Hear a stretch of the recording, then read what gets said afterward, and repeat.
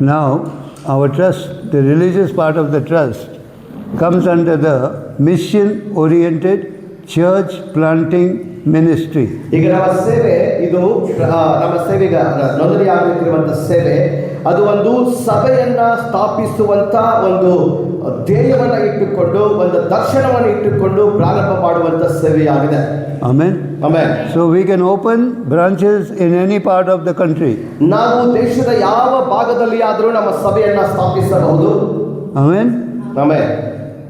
So a mission-oriented church, the name of the church, the Royal Priesthood Church, will remain the same. ಈಗ ನಾವು ಒಂದು ದರ್ಶನವನ್ನು ಇಟ್ಟುಕೊಂಡು ಪ್ರಾರಂಭ ಮಾಡಿರುವಂತಹ ಸೇವೆ ಅದು ದ ರಾಯಲ್ ಪ್ರೀಸ್ಟ್ಹುಡ್ ಸಭೆ ಎಂಬುದಾಗಿ ನಾವು ಈಗಾಗಲೇ ಏನು ಹೊಂದಿಕೊಂಡಿದ್ದೇವೆ. ಆ ಸಭೆಯ ಹೆಸರು ಅದು ಅದೇ ಆಗಿರುತ್ತದೆ, ಅದು ಬದಲಾಗುವುದಿಲ್ಲ. But the name of the ministry has been changed. ಆದರೆ ಸೇವೆ ಹೆಸರು ಈಗ ಬದಲಾಗಿದೆ. There was a need for us to do this ಇದನ್ನು ಮಾಡುವುದು ನಮಗೆ ಅಗತ್ಯವಾಗಿತ್ತು. because we had a problem with the bank and the government. ಯಾಕಂದ್ರೆ ನಮಗೆ ಸರ್ಕಾರದ ನಿಯಮಗಳ ಪ್ರಕಾರ ಬ್ಯಾಂಕಿನೊಂದಿಗೆ KYC ಆಗುತ್ತಾ ಇರಲಿಲ್ಲ. Regarding the KYC, KYC ಎಂಬುದಾಗಿ ಬ್ಯಾಂಕ್ನಲ್ಲಿ ನಾವು ಮಾಡಬೇಕಾಗುತ್ತದೆ, ಅದು ಸಾಧ್ಯವಾಗಲಿಲ್ಲ. know your customer. Know your customer, ನಿಮ್ಮ ಗ್ರಾಹಕರನ್ನು ತಿಳಿದುಕೊಳ್ಳಿ. There was some anomaly in the pages of the trust deed. ಈಗ ನಾವು ಹಳೆ trust deed CCM trust deed ಅಲ್ಲಿ ಒಂದು ಆ ಹೆಸರಿನ ವಿಷಯವಾಗಿ ಒಂದು ಸಣ್ಣ ಮಿಸ್ಟೇಕ್ ಅನ್ನು ಅವರು ಮಾಡಿದ್ರು. And therefore we could not rectify it. ಅದನ್ನು ನಾವು ಸರಿಪಡಿಸಲಿಕ್ಕೆ ಬಹಳ ಪ್ರಯತ್ನ ಪಟ್ಟರು, ಆಗಲಿಲ್ಲ. We tried to go to the government to get a new PAN card and things like that. But ನಾವು ಆ ಹೊಸ ಹೆಸರಿನ ಮೇಲೆ ಅಥವಾ ಆ ಬದಲಾಗಿರುವ ಹೆಸರಿನ ಮೇಲೆ ಪ್ಯಾನ್ ಕಾರ್ಡ್ ಅನ್ನು ಚೇಂಜ್ ಮಾಡಲಿಕ್ಕೆ ಬಹಳಷ್ಟು ಪ್ರಯತ್ನ ಪಟ್ಟರು ಕೂಡ ಅದು ಸಾಧ್ಯವಾಗಲಿಲ್ಲ. But we found that it's not possible. So we consulted our CA and he said better to register a new trust. ನಾವು ಅದನ್ನು ಮಾಡಲಿಕ್ಕೆ ಸಾಧ್ಯವಾಗದೇ ಇದ್ದಾಗ ನಮ್ಮ CA ಅವರನ್ನ ಭೇಟಿಯಾಗಿ ಕೇಳಿದಾಗ ಅವರು ಸಲಹೆ ಕೊಟ್ಟಿರುವಂಥದ್ದು, ಈ ಟ್ರಸ್ಟ್ ಅನ್ನು ನೀವು ಮುಂದುವರಿಸಿಕೊಂಡು ಹೋಗಲಿಕ್ಕೆ ಆಗುವುದಿಲ್ಲ, CCM ಸೇವೆ ಮುಂದುವರಿಲಿಕ್ಕೆ ಆಗುವುದಿಲ್ಲ. ಯಾಕಂದ್ರೆ ನಿಮ್ಮ ಬ್ಯಾಂಕ್ KYC ಆಗಿಲ್ಲ ಅಂದ್ರೆ ನೀವು ಆಡಿಟ್ ಮಾಡ್ಲಿಕ್ಕೆ ಆಗೋದಿಲ್ಲ, ಮುಂದುವರಿಲಿಕ್ಕೆ ಆಗೋದಿಲ್ಲ. ಅದಕ್ಕಾಗಿ ನೀವು ಹೊಸ ಸೇವೆಯನ್ನ ನೋಂದಣಿ ಮಾಡಿಕೊಳ್ಳ್ರಿ ಎಂಬುದಾಗಿ ಅವರು ಒಂದು ಸಲಹೆಯನ್ನು ಕೊಟ್ಟರು. Now the trust will have two kind of people involved in the trust. ಈಗ ನಮ್ಮ ಟ್ರಸ್ಟ್ ನಲ್ಲಿ ಎರಡು ವಿಧವಾದ ಜನರು ನಮ್ಮ ಟ್ರಸ್ಟ್ ನಲ್ಲಿ ನಮ್ಮ ಸೇವೆಯಲ್ಲಿ ಜೊತೆಯಾಗಿ ಇರುತ್ತಾರೆ. One will be members of the trust. ಮೊದಲನೇದಾಗಿ ನಮ್ಮ ಟ್ರಸ್ಟ್ ನಲ್ಲಿ ಇರುವಂತಹ ಡೈರೆಕ್ಟ್ ಆಗಿ ಸದಸ್ಯರಾಗಿರುತ್ತಾರೆ. The second will be associates of the trust. ಇನ್ನೊಂದು ವಿಧವಾದ ಜನರು ಅಂದ್ರೆ ನಮ್ಮ ಟ್ರಸ್ಟ್ಗೆ ಅವರು ಹೊಂದಿಕೊಂಡು ಕೆಲಸ ಮಾಡುತ್ತಾರೆ, ಅವರು ಸಂಬಂಧಪಟ್ಟವರಾಗಿ ಕೆಲಸ ಮಾಡುತ್ತಾರೆ. Members of the trust will be a part of our trust and working of our trust. ನಮ್ಮ ಟ್ರಸ್ಟ್ ನ ಸದಸ್ಯರು ಅವರು ನಮ್ಮ ಟ್ರಸ್ಟ್ ನಲ್ಲಿ ಅವರು ಸದಸ್ಯರಾಗಿ, ಅವರು ಜೊತೆಗಾರರಾಗಿ, ಪಾಲುಗಾರರಾಗಿ, ನಮ್ಮ ಸೇವೆಯ ಒಂದು ಭಾಗವಾಗಿ ಅವರು ಕೆಲಸ ಮಾಡುತ್ತಾ ಹೋಗ್ತಾರೆ. They will be responsible to us and we will be responsible to them. ಈ ಸದಸ್ಯರ ಜವಾಬ್ದಾರಿ ನಮಗಿರುತ್ತದೆ ಮತ್ತು ನಮ್ಮ ಜವಾಬ್ದಾರಿ ಸದಸ್ಯರಿಗಿರುತ್ತದೆ.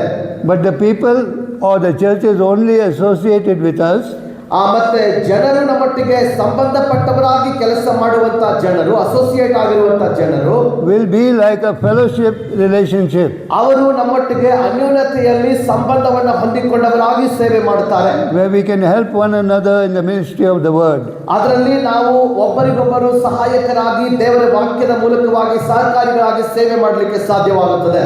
So once the trust is registered, ಒಂದು ಬಾರಿ ಈ ಸೇವೆ ಟ್ರಸ್ಟ್ ಅದು ನೋಂದಣಿಯಾದ ಮೇಲೆ I will call the pastors once again. ಮತ್ತೊಂದು ಸಾರಿ ನಾವು ಎಲ್ಲಾ ಪಾಸ್ಟರ್ಗಳನ್ನ ಕರೀತೇವೆ.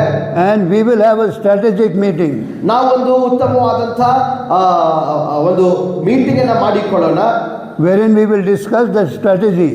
ನಾವು ಅದರಲ್ಲಿ ಕೆಲವೊಂದು ಉಪಾಯಗಳನ್ನು ಇಟ್ಟುಕೊಂಡು ಒಂದು ಮೀಟಿಂಗ್ ಅನ್ನು ಮಾಡಲಿಕ್ಕಿದ್ದೇವೆ. ಉಪಾಯಗಳನ್ನು ನಾವು ಅದರಲ್ಲಿ ಚರ್ಚಿಸಲಿದ್ದೇವೆ. And you can study in what category you want to join with us.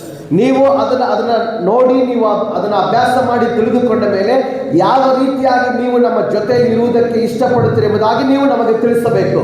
Regarding the charitable part, ಈಗ ನಾವು ಧಾರ್ಮಿಕ ಭಾಗವನ್ನು ನೋಡುವುದಾದ್ರೆ lot of discussion we had with the chartered accountant. ನಾವು CA ಅವರೊಟ್ಟಿಗೆ ಬಹಳಷ್ಟು ಸಂಭಾಷಣೆಗಳನ್ನು ನಡೆಸಿದ್ದೇವೆ.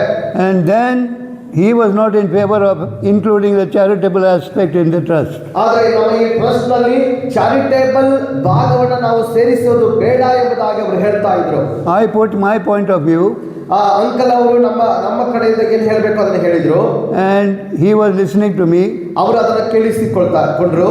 But he took a long time to say, yes, it is required that as Christians we are required to do the acts of good works.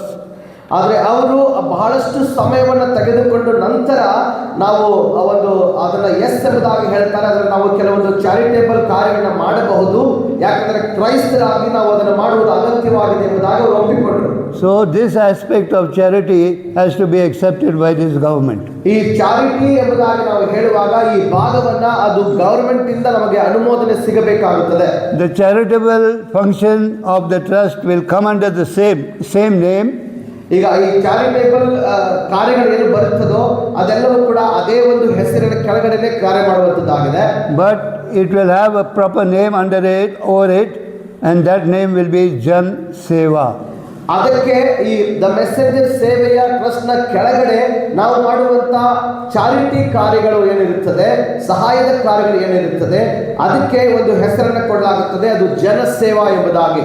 It is under the principles of what Jesus taught us. ಅದು ಯೇಸು ಕ್ರಿಸ್ತನು ಕಲಿಸಿದ ಉಪದೇಶಕ್ಕೆ ಅನುಸಾರವಾಗಿ ನಡೆಯಲ್ಪಡುತ್ತದೆ. Feed the hungry, clothe the naked, give homes to the homeless. ಹಸಿದವರಿಗೆ ಊಟ ಕೊಡ್ರಿ, ಬಟ್ಟೆ ಇಲ್ಲದವರಿಗೆ ಬಟ್ಟೆ ಕೊಡ್ರಿ, ಮನೆ ಇಲ್ಲದವರಿಗೆ ಸ್ಥಳವನ್ನು ಕೊಡ್ರಿ ಎಂಬುದಾಗಿ ಕ್ರಿಸ್ತನು ಹೇಳಿದ ಹಾಗೆ.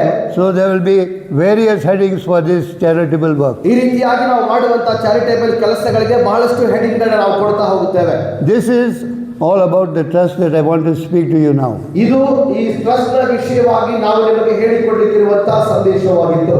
Every ministry has to have a mission and a vision. ಪ್ರತಿಯೊಂದು ಸೇವೆಗೆ ಒಂದು ದರ್ಶನವಿರಬೇಕು, ಒಂದು ಧ್ಯೇಯೋದ್ದೇಶವಿರಬೇಕು. I was saved in the year 1990. 1990ರಲ್ಲಿ ಅಂಕಲ್ ಅವರು ರಕ್ಷಣೆ ಹೊಂದಿದರು.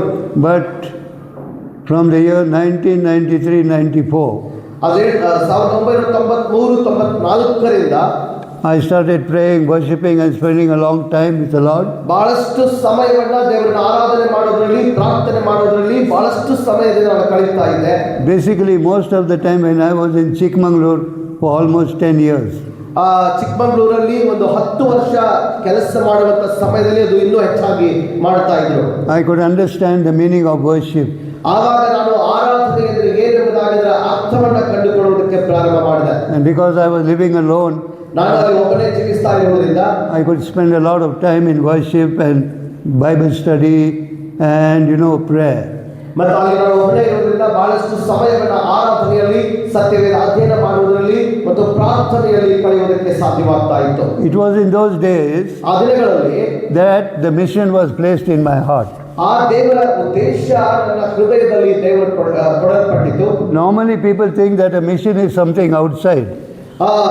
ಕೆಲವರು ಸಾಮಾನ್ಯವಾಗಿ ಜನರು ಅರ್ಥ ಮಾಡಿಕೊಳ್ಳುವಂಥದ್ದು ಏನಂದ್ರೆ ಉದ್ದೇಶ ಅನ್ನುವಂಥದ್ದು ಅದು ಹೊರಗಡೆ ಇದೆ ಎಂಬುದಾಗಿ. That's not the way the Holy Spirit works. ಆದರೆ ಪರಿಶುದ್ಧಾತ್ಮ ಆ ರೀತಿಯಾಗಿ ಕಾರ್ಯ ಮಾಡುವುದಿಲ್ಲ. The mission will come inside. ಅದು ನಿಮ್ಮ ಒಳಗಡೆ ಬರುತ್ತದೆ, in your heart. ನಿಮ್ಮ ಹೃದಯದ ಒಳಗಡೆ ಬರುತ್ತದೆ. God himself will put it there. ದೇವರೇ ಅದನ್ನು ನಿಮ್ಮ ಹೃದಯದಲ್ಲಿ ಇಡುತ್ತಾನೆ.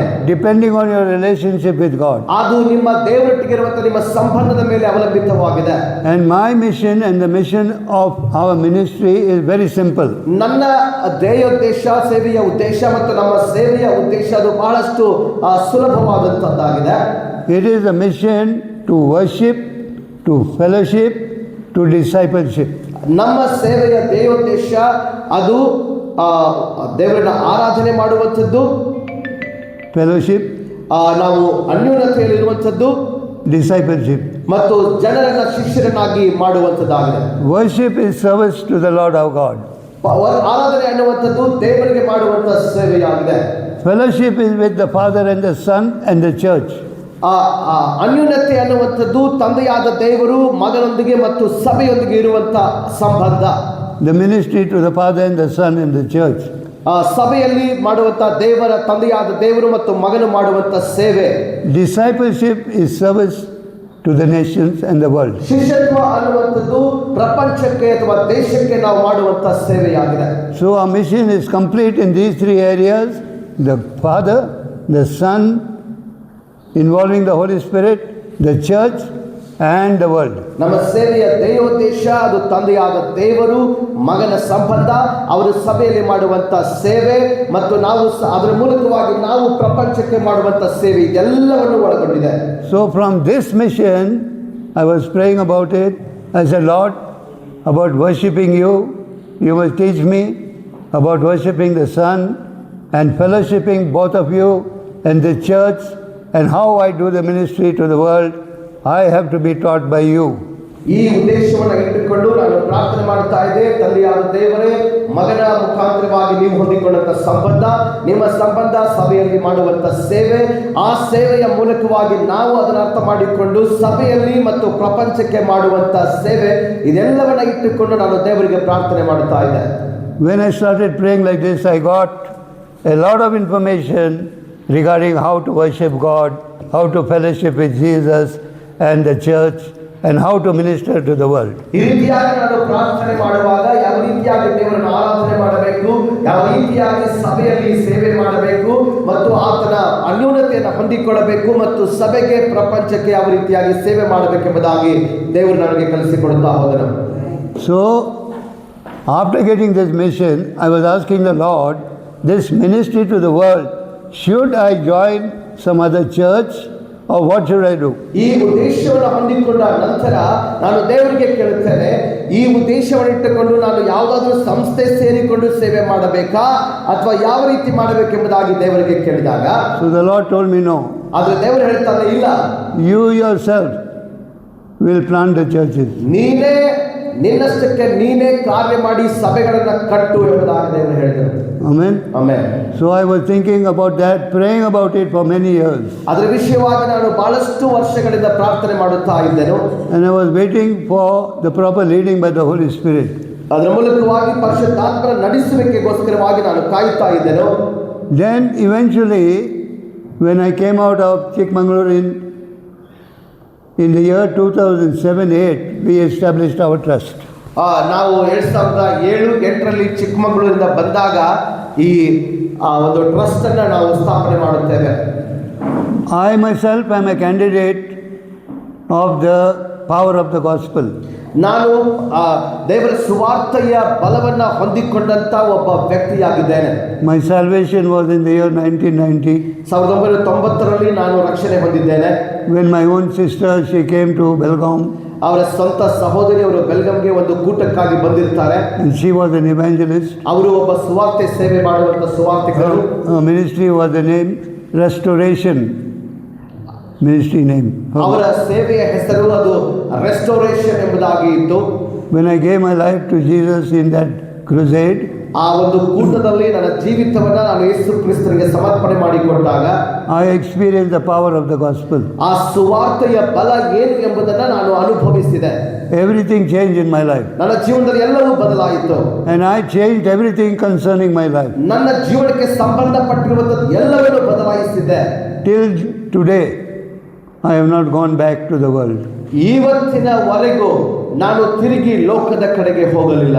35 years now. 35 ವರ್ಷಗಳಾಗಿ ಹೋಗಿದೆ. That is the power of the gospel. ಅದೇ ಸುವಾರ್ತೆಯ ಬಲವಾಗಿದೆ ಪ್ರಿಯರೇ. That is the power of the blood of Jesus. ಅದೇ ಯೇಸು ಕ್ರಿಸ್ತನ ರಕ್ತದ ಬಲವಾಗಿದೆ ಪ್ರಿಯರೇ. That is the power of the Holy Spirit. ಅದೇ ಪರಿಶುದ್ಧಾತ್ಮನ ಬಲವಾಗಿದೆ. That is the power of the cross of Jesus. ಯೇಸು ಕ್ರಿಸ್ತನ ಶಿಲುಬೆಯ ಬಲವಾಗಿದೆ. The Holy Spirit works through the power of the gospel. People get saved, they get changed, salvation comes to them, and things happen for the kingdom of God. ಪರಿಶುದ್ಧಾತ್ಮ ದೇವರು ಆ ಸುವಾರ್ತೆಯ ಬಲದ ಮೂಲಕವಾಗಿ ಕಾರ್ಯ ಮಾಡುವಾಗ ಜನರ ಜೀವಿತ ಬದಲಾಗುತ್ತದೆ, ಅವರ ಕಾರ್ಯಗಳು ಬದಲಾಗುತ್ತದೆ, ಅವರ ಜೀವಿತ ಬದಲಾಗಿ ಪ್ರಪಂಚದಲ್ಲಿ ಆತನ ಕಾರ್ಯ ಸಾಧಿಸಲಿಕ್ಕೆ ಸಾಧ್ಯವಾಗುತ್ತದೆ. So this responsibility is given to our ministry. ಈಗ ಈ ಸೇವೆಯ ಜವಾಬ್ದಾರಿ ನಮ್ಮ ಸೇವೆಗೆ ಕೊಡಲ್ಪಟ್ಟಿದೆ. Through the gospel to change the lives. ಆತನ ಸುವಾರ್ತೆಯ ಮೂಲಕವಾಗಿ ಜನರ ಜೀವಿತಗಳನ್ನು ಬದಲಾಯಿಸುವಂಥದ್ದು. This year, ಈ ವರ್ಷ 2026, 2026ರಲ್ಲಿ we have declared it to be a year of change. ಈ ವರ್ಷ ನಾವು ಈ ವರ್ಷವನ್ನ ಒಂದು ಬದಲಾವಣೆಯ ವರ್ಷ ಎಂಬುದಾಗಿ ನಾವು ಘೋಷಣೆ ಮಾಡಿದ್ದೇವೆ. And you see the change starting in our ministry. ನಮ್ಮ ಸೇವೆಯಲ್ಲಿಯೇ ಬದಲಾವಣೆ ಪ್ರಾರಂಭವಾಗುವುದನ್ನ ನೀವು ನೋಡುತ್ತೀರಿ. Name of the ministry is changed, the trust is changed. ನಮ್ಮ ಸೇವೆ ಹೆಸರು ಬದಲಾಗಿದೆ, ನಮ್ಮ ಟ್ರಸ್ಟ್ ಬದಲಾಗಿದೆ.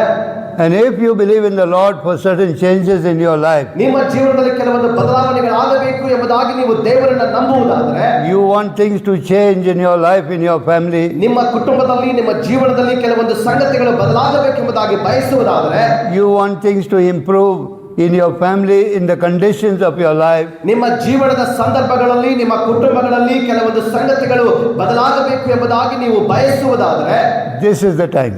ಇದೇ ಸಮಯ. It is going to happen. ಅದು ನಡೆಯುತ್ತದೆ. Amen. Amen. So you'll see God working in your lives, ನಿಮ್ಮ ಜೀವನದಲ್ಲಿ ದೇವರು ಕಾರ್ಯ ಮಾಡುವುದನ್ನು ನೋಡುತ್ತೀರಿ. in your families, ನಿಮ್ಮ ಕುಟುಂಬಗಳಲ್ಲಿ, in your home, ನಿಮ್ಮ ಮನೆಯಲ್ಲಿ to bring change ಆ ಬದಲಾವಣೆಯನ್ನು ತರುವುದಕ್ಕಾಗಿ, so that His name is glorified. ಅದರ ಮೂಲಕವಾಗಿ ಆತನ ನಾಮ ಮಹಿಮೆ ಪಡಿಸಲ್ಪಡುತ್ತದೆ. So expect this to happen. ಅದು ನಡೆಯಲಿ ಎಂಬುದಾಗಿ ನೀವು ಅದನ್ನು ನಿರೀಕ್ಷಿಸಿಕೊಂಡಿರಿ. Okay. Now, regarding the extent of this ministry, how much can it go? ಈ ಸೇವೆಯ ವಿಸ್ತಾರ ಎಷ್ಟು ಹೋಗಬೇಕೆಂಬುದಾಗಿ ನಾವು ನೋಡುವುದಾದರೆ, Holy Spirit gave me a word ಪರಿಶುದ್ಧಾತ್ಮನು ನನಗೆ ಒಂದು ವಾಕ್ಯವನ್ನು ಕೊಟ್ಟನು. from 60:22. ಇದು 60ನೇ ಅಧ್ಯಾಯ 27ನೇ ವಾಕ್ಯ. The important thing for you to note is that in this mission, in this vision, the Lord is going to expect you to plant 1,000 churches in India. ಆ ದೇವರು ಈ ಸೇವೆಯಲ್ಲಿ ನೀವು ಗಮನಿಸಬೇಕಾದಂಥ ಸಂಗತಿ ಏನೆಂದರೆ, ಈ ಸೇವೆಯಲ್ಲಿ ದೇವರು ಭಾರತ ದೇಶದಾದ್ಯಂತ 1,000 ಸಭೆಗಳನ್ನು ಸ್ಥಾಪಿಸಬೇಕು ಎಂಬುದಾಗಿ ಒಂದು ದರ್ಶನವನ್ನು ಕೊಡ್ತಾ ಇದ್ದಾನೆ. Now it is clear that it can't happen in my lifetime. ಇದು ನಾನು ಇರುವವರೆಗೂ ಇದು ಆಗದೇ ಇರುವಂತ ಸಂಗತಿ ಎಂಬುದಾಗಿ ನಮಗೆ ಸ್ಪಷ್ಟವಾಗಿ ತೋರ್ತಾ ಇದ್ರು ಕೂಡ, Maybe in your lifetime. ನಿಮ್ಮ ಜೀವನ ಕಾರ್ಯದಲ್ಲಿಯೂ ಕೂಡ ಅದು ನಡೆದೇ ಇರುವಂತ ಸಂಗತಿಯಾಗಿ ತೋರಬಹುದು. That is why we have to look for the next generation. ಅದಕ್ಕಾಗಿ ನಾವು ಮುಂದಿನ ಜನಾಂಗಕ್ಕೋಸ್ಕರವಾಗಿ ಎದುರು ನೋಡಬೇಕಾಗಿದೆ. I am already looking for the next generation. ನಾನು ಈಗ ಮುಂದಿನ ಜನಾಂಗಕ್ಕೋಸ್ಕರವಾಗಿ ಎದುರು ನೋಡುತ್ತಾ ಇದ್ದೇನೆ. To impart this mission and vision. ಈ ಸೇವೆಯ ಧ್ಯೇಯೋದ್ದೇಶಗಳನ್ನ ಮತ್ತು ದರ್ಶನವನ್ನ ಅವರಿಗೆ pass ಮಾಡಲಿಕ್ಕಾಗಿ, so that people will take over this mission. ಅದರ ಮೂಲಕವಾಗಿ ಇನ್ನು ಮುಂದೆ ಬರುವಂತ ಜನಾಂಗ, ಮುಂದಿನ ಜನಾಂಗ ಆ ಭಾರವನ್ನ ಸೇವೆಯನ್ನು ಹೊತ್ತುಕೊಂಡು ಮುಂದೆ ಸಾಗುವುದಕ್ಕೆ ಸಾಧ್ಯವಾಗುತ್ತದೆ. This ministry will continue. ಈ ಸೇವೆ ಅದು ಮುಂದುವರಿಯುತ್ತದೆ. Now, what is the proof of a ministry? ಈ ಸೇವೆಗೆ ಒಂದು ಗುರುತು ಏನು ಎಂಬುದಾಗಿ ನೋಡುವಾಗ, the proof of a ministry is the power of its mission and vision. ಈ ಸೇವೆಗೆ ಒಂದು ಗುರುತು ಏನೆಂಬುದಾಗಿ ನಾವು ನೋಡುವಾಗ ಅದರ ಸೇವೆಯ ಧ್ಯೇಯೋದ್ದೇಶ ಮತ್ತು ದರ್ಶನದಲ್ಲಿರುವಂತಹ ಬಲವಾಗಿದೆ ಪ್ರಿಯರೇ. We are not big people supporting with big amount of money. ನಾವು ಬಹಳಷ್ಟು ದೊಡ್ಡ ಸೇವೆ, ದೊಡ್ಡ ಜನಾಂಗವಾಗಿ ಜನರಿಗೆ ಬಹಳಷ್ಟು ದೊಡ್ಡ ಹಣವನ್ನು ಕೊಡುವಂತ ಜನರಲ್ಲ. But the people are still with us. ಆದರೆ ಜನರು ಇನ್ನೂ ನಮ್ಮೊಟ್ಟಿಗೆ ಹೊಂದಿಕೊಂಡಿದ್ದಾರೆ. What is the reason? ಅದಕ್ಕೆ ಕಾರಣವೇನು? The vision. ನಮಗಿರುವಂತ ದರ್ಶನವಾಗಿದೆ. Amen. Amen. So when you grasp this vision, ನಾವು ಈ ದರ್ಶನವನ್ನ ಗ್ರಹಿಸಿಕೊಂಡಾಗ, you will remain in this vision, ನೀವು ಆ ದರ್ಶನದಲ್ಲಿ ಸದಾಕಾಲ ಮುಂದುವರಿಯುತ್ತೀರಿ, and you will continue in whatever role God has given you. ದೇವರು ನಿಮಗೆ ಕೊಟ್ಟಿರುವಂತಹ ರೋಲ್ ನಲ್ಲಿ ನೀವು ಮುಂದುವರಿತಾ ಹೋಗುತ್ತೀರಿ. And because the mission and vision is from God, ಯಾಕಂದ್ರೆ ದೇವರು ಆ ದರ್ಶನವನ್ನ, ಆ ಉದ್ದೇಶವನ್ನ ಕೊಟ್ಟಿರುವುದರಿಂದ, God will sustain you. ದೇವರು ನಿಮ್ಮನ್ನ ಕಾಯ್ದುಕೊಂಡು ಹೋಗುತ್ತಾನೆ. Amen. Amen. I am very clear about my mission and vision. ನನಗೆ ದೇವರು ಕೊಟ್ಟಿರುವಂತಹ ಉದ್ದೇಶ ಮತ್ತು ದರ್ಶನದ ಕುರಿತಾಗಿ ನಾನು ಸ್ಪಷ್ಟವಾಗಿದ್ದೇನೆ. When you meet somebody else who is a church planter, ನೀವು ಯಾರಾದರೂ ಸಭೆಯನ್ನು ಸ್ಥಾಪಿಸುವಂತ ವ್ಯಕ್ತಿಯನ್ನ ಭೇಟಿಯಾದಾಗ, or somebody who is attracting you, ಯಾರು ನಿಮ್ಮನ್ನು ಆಕರ್ಷಿಸುತ್ತಾ ಇರುವಾಗ, you ask him, ನೀವು ಅವರನ್ನ ಕೇಳಿ, what is your mission and vision? ನಿಮ್ಮ ದರ್ಶನವೇನು ಮತ್ತು ನಿಮ್ಮ ಉದ್ದೇಶವೇನು ಎಂಬುದಾಗಿ. Don't join because he's got 5,000 people in the church. ಅವರ ಸಭೆಯಲ್ಲಿ 5,000 ಜನ ಇದ್ದಾರೆ ಎಂಬುದಾಗಿ ಒಂದೇ ಕಾರಣಕ್ಕಾಗಿ ಅವನ ಹತ್ರ ಹೋಗಿ ಸೇರಿಕೊಳ್ಳಬೇಡ್ರಿ. He may have a zero vision. ಅವರಿಗೆ ದರ್ಶನವೇ ಇಲ್ಲದೆ ಜೀರೋ ಆಗಿರಬಹುದು. Find out ಅದರ ಕಂಡುಕೊಳ್ಳ್ರಿ. the mission, ಧ್ಯೇಯೋದ್ದೇಶ, the vision, ದರ್ಶನ, statement of faith, ನಂಬಿಕೆಯ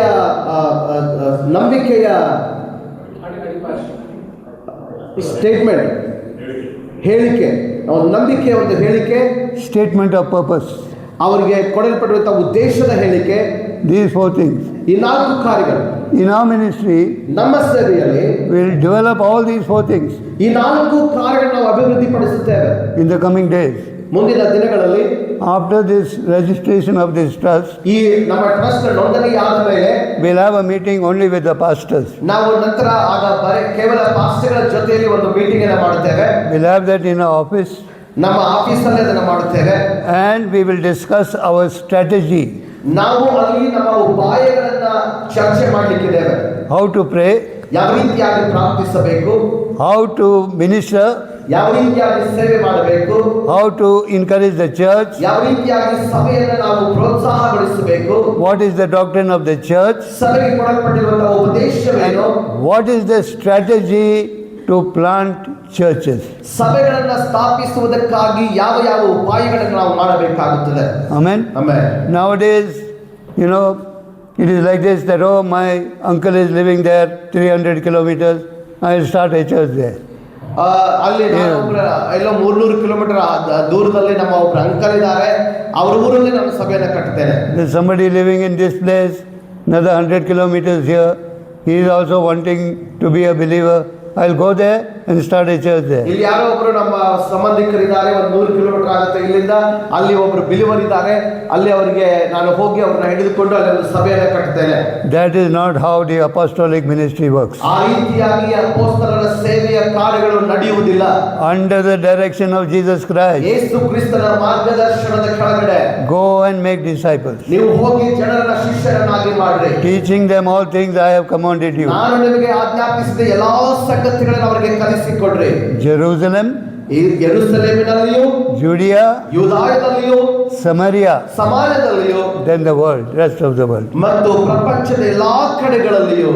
So from your place you have to go like that. ಆ ರೀತಿಯಾಗಿ ನಿಮ್ಮ ಸ್ಥಳದಿಂದ ನೀವು ಆ ರೀತಿಯಾಗಿ ಹೋಗಬೇಕು. You will see the Holy Spirit working with you. ಆ ರೀತಿಯಾಗಿ ಪರಿಶುದ್ಧಾತ್ಮ ನಿಮ್ಮ ಜೊತೆಯಲ್ಲಿ ಕಾರ್ಯ ಮಾಡುವುದನ್ನು ನೀವು ನೋಡುತ್ತೀರಿ. We will discuss these matters ಈ ಸಂಗತಿಗಳನ್ನು ನಾವು ಚರ್ಚಿಸೋಣ. after our trust has been registered. ನಮ್ಮ ಟ್ರಸ್ಟ್ ಅದು ನೋಂದಣಿ ಆದ ಮೇಲೆ ನಾವು ಚರ್ಚೆ ಮಾಡೋಣ. Amen. Amen. Okay. So now let me share some crucial things about you. Firstly, about our nation. ಮೊದಲನೇದಾಗಿ ಬಹಳಷ್ಟು ಒಂದು ಮಹತ್ವದ ಕಾರ್ಯಗಳನ್ನು ನಾವು ಧ್ಯಾನ ಮಾಡೋಣ. ಮೊದಲನೇದಾಗಿ ನಮ್ಮ ದೇಶದ ಕುರಿತಾಗಿ I want to tell you that our nation is in bad shape. ನಾನು ನಿಮಗೆ ಹೇಳಲಿಕ್ಕೆ ಬಯಸುವಂತಹ ಒಂದು ಸಂಗತಿ ಏನಂದ್ರೆ, ನಮ್ಮ ದೇಶ ಸಂಪೂರ್ಣ ಹದಗೆಟ್ಟು ಹೋಗಿದೆ. Our nation is in bad hands. ಸಂಪೂರ್ಣವಾಗಿ ಹದಗೆಟ್ಟ ಪರಿಸ್ಥಿತಿಯಲ್ಲಿದೆ. Amen. ಹದಗೆಟ್ಟ ಕೈಗಳಲ್ಲಿದೆ. 80% of our population ನಮ್ಮ ಜನಸಂಖ್ಯೆಯ 80% ಜನರು is under the poverty line. ಈಗ ಅವರು ಬಡತನ ರೇಖೆಗಿಂತ ಕೆಳಗಡೆ ಜೀವನ ಮಾಡ್ತಾ ಇದ್ದಾರೆ. Amen. Amen. And the nation is on the vision. The leadership of the nation wants to convert this nation into a Hindu Rashtra. ನಮ್ಮ ದೇಶವನ್ನು ನಡೆಸಿಕೊಂಡು ಹೋಗ್ತಾ ಇರುವಂತಹ ನಾಯಕತ್ವದಲ್ಲಿರುವಂತಹ ಜನರು ಅವರು ಈ ದೇಶವನ್ನ ಹಿಂದೂ ರಾಷ್ಟ್ರವಾಗಿ ಮಾರ್ಪಡಿಸಲೇಬೇಕು ಎಂಬ ಒಂದು ಬಲವಾದ ದರ್ಶನವನ್ನು ಇಟ್ಟುಕೊಂಡು ಕಾರ್ಯ ಮಾಡ್ತಾ ಇದ್ದಾರೆ. So their battle cry is Hindutva. ಅವರು ಅದಕ್ಕೆ ಹಿಂದುತ್ವ ಎಂಬುದಾಗಿ ಕರೀತಾರೆ. Amen. That is breaking our nation. ಅದು ನಮ್ಮ ದೇಶವನ್ನ ಮುರಿಯುತ್ತಾ ಇದೆ.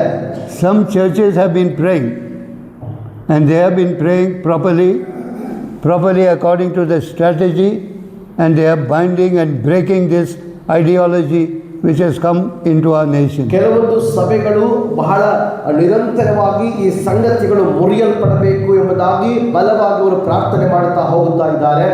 There are 3 main forces which are backing this. ಇದನ್ನ 3 ವಿಧವಾದಂತಹ ಸಂಗತಿಗಳು ಅದಕ್ಕೆ ಅಡ್ಡಿಯಾಗಿ ನಿಂತುಕೊಂಡಿವೆ. Politically, the BJP. ಮೊದಲನೇದಾಗಿ ರಾಜಕೀಯವಾಗಿ ಬಿಜೆಪಿ ಸರ್ಕಾರ. Backup to the BJP is RSS. ಬಿಜೆಪಿಗೆ ಹಿಂಬಲವಾಗಿ ನಿಂತುಕೊಂಡಿರುವಂತಹ RSS ಸಂಘಟನೆ. They are the Hindutva people. ಅವರು Hindutva ಜನರಾಗಿದ್ದಾರೆ. And the religious backup is the Hindu Mahasabha.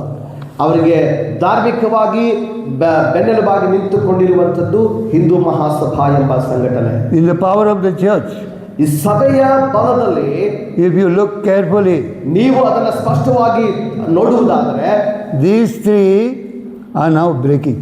ಈ ಮೂರು ಸಂಗತಿಗಳು ಎಲ್ಲವನ್ನ ಮುರಿಯುತ್ತಾ ಹೋಗುತ್ತಾ ಇದೆ. Amen. Amen. We have to continuously break this group. ಈಗ ನಾವು ನಿರಂತರವಾಗಿ ಈ ಗುಂಪುಗಳನ್ನ, ಈ ಸಂಗತಿಗಳನ್ನ ನಿರಂತರವಾಗಿ ನಾವು ಮುರಿಯುತ್ತಾ ಹೋಗಬೇಕು. Even the Shankaracharyas have gone against this BJP. ಈಗ ಶಂಕರಾಚಾರ್ಯ ಅವರೆಲ್ಲ ಕೂಡ ಈಗ ಬಿಜೆಪಿಯ ವಿರುದ್ಧವಾಗಿ ನಿಂತುಕೊಂಡಿದ್ದಾರೆ. Instead of now breaking the mosques of Islam, ಈಗ ಮುಸ್ಲಿಮರ ಮಾಸ್ಕ್ ಅನ್ನ ಅವರು ಪಡೆದು ಹಾಕುವ ಬದಲು they are breaking the temples of Hinduism. ಈಗ ಅವರ ಹಿಂದೂಗಳ ದೇವಾಲಯಗಳನ್ನೇ ಒಡೆದು ಹಾಕ್ತಾ ಇದ್ದಾರೆ. So these three are going to break and they are going to fight with one another. ಈಗ ಈ ಮೂರು ಏನು ಸಂಘಟನೆಗಳಿದೆ, ಇವು ಒಂದಕ್ಕೊಂದು ಬಡದಾಡಿಕೊಂಡು ಅವರವರೇ ಮುರಿದು ಹೋಗುವಂತ ಕಾರ್ಯ.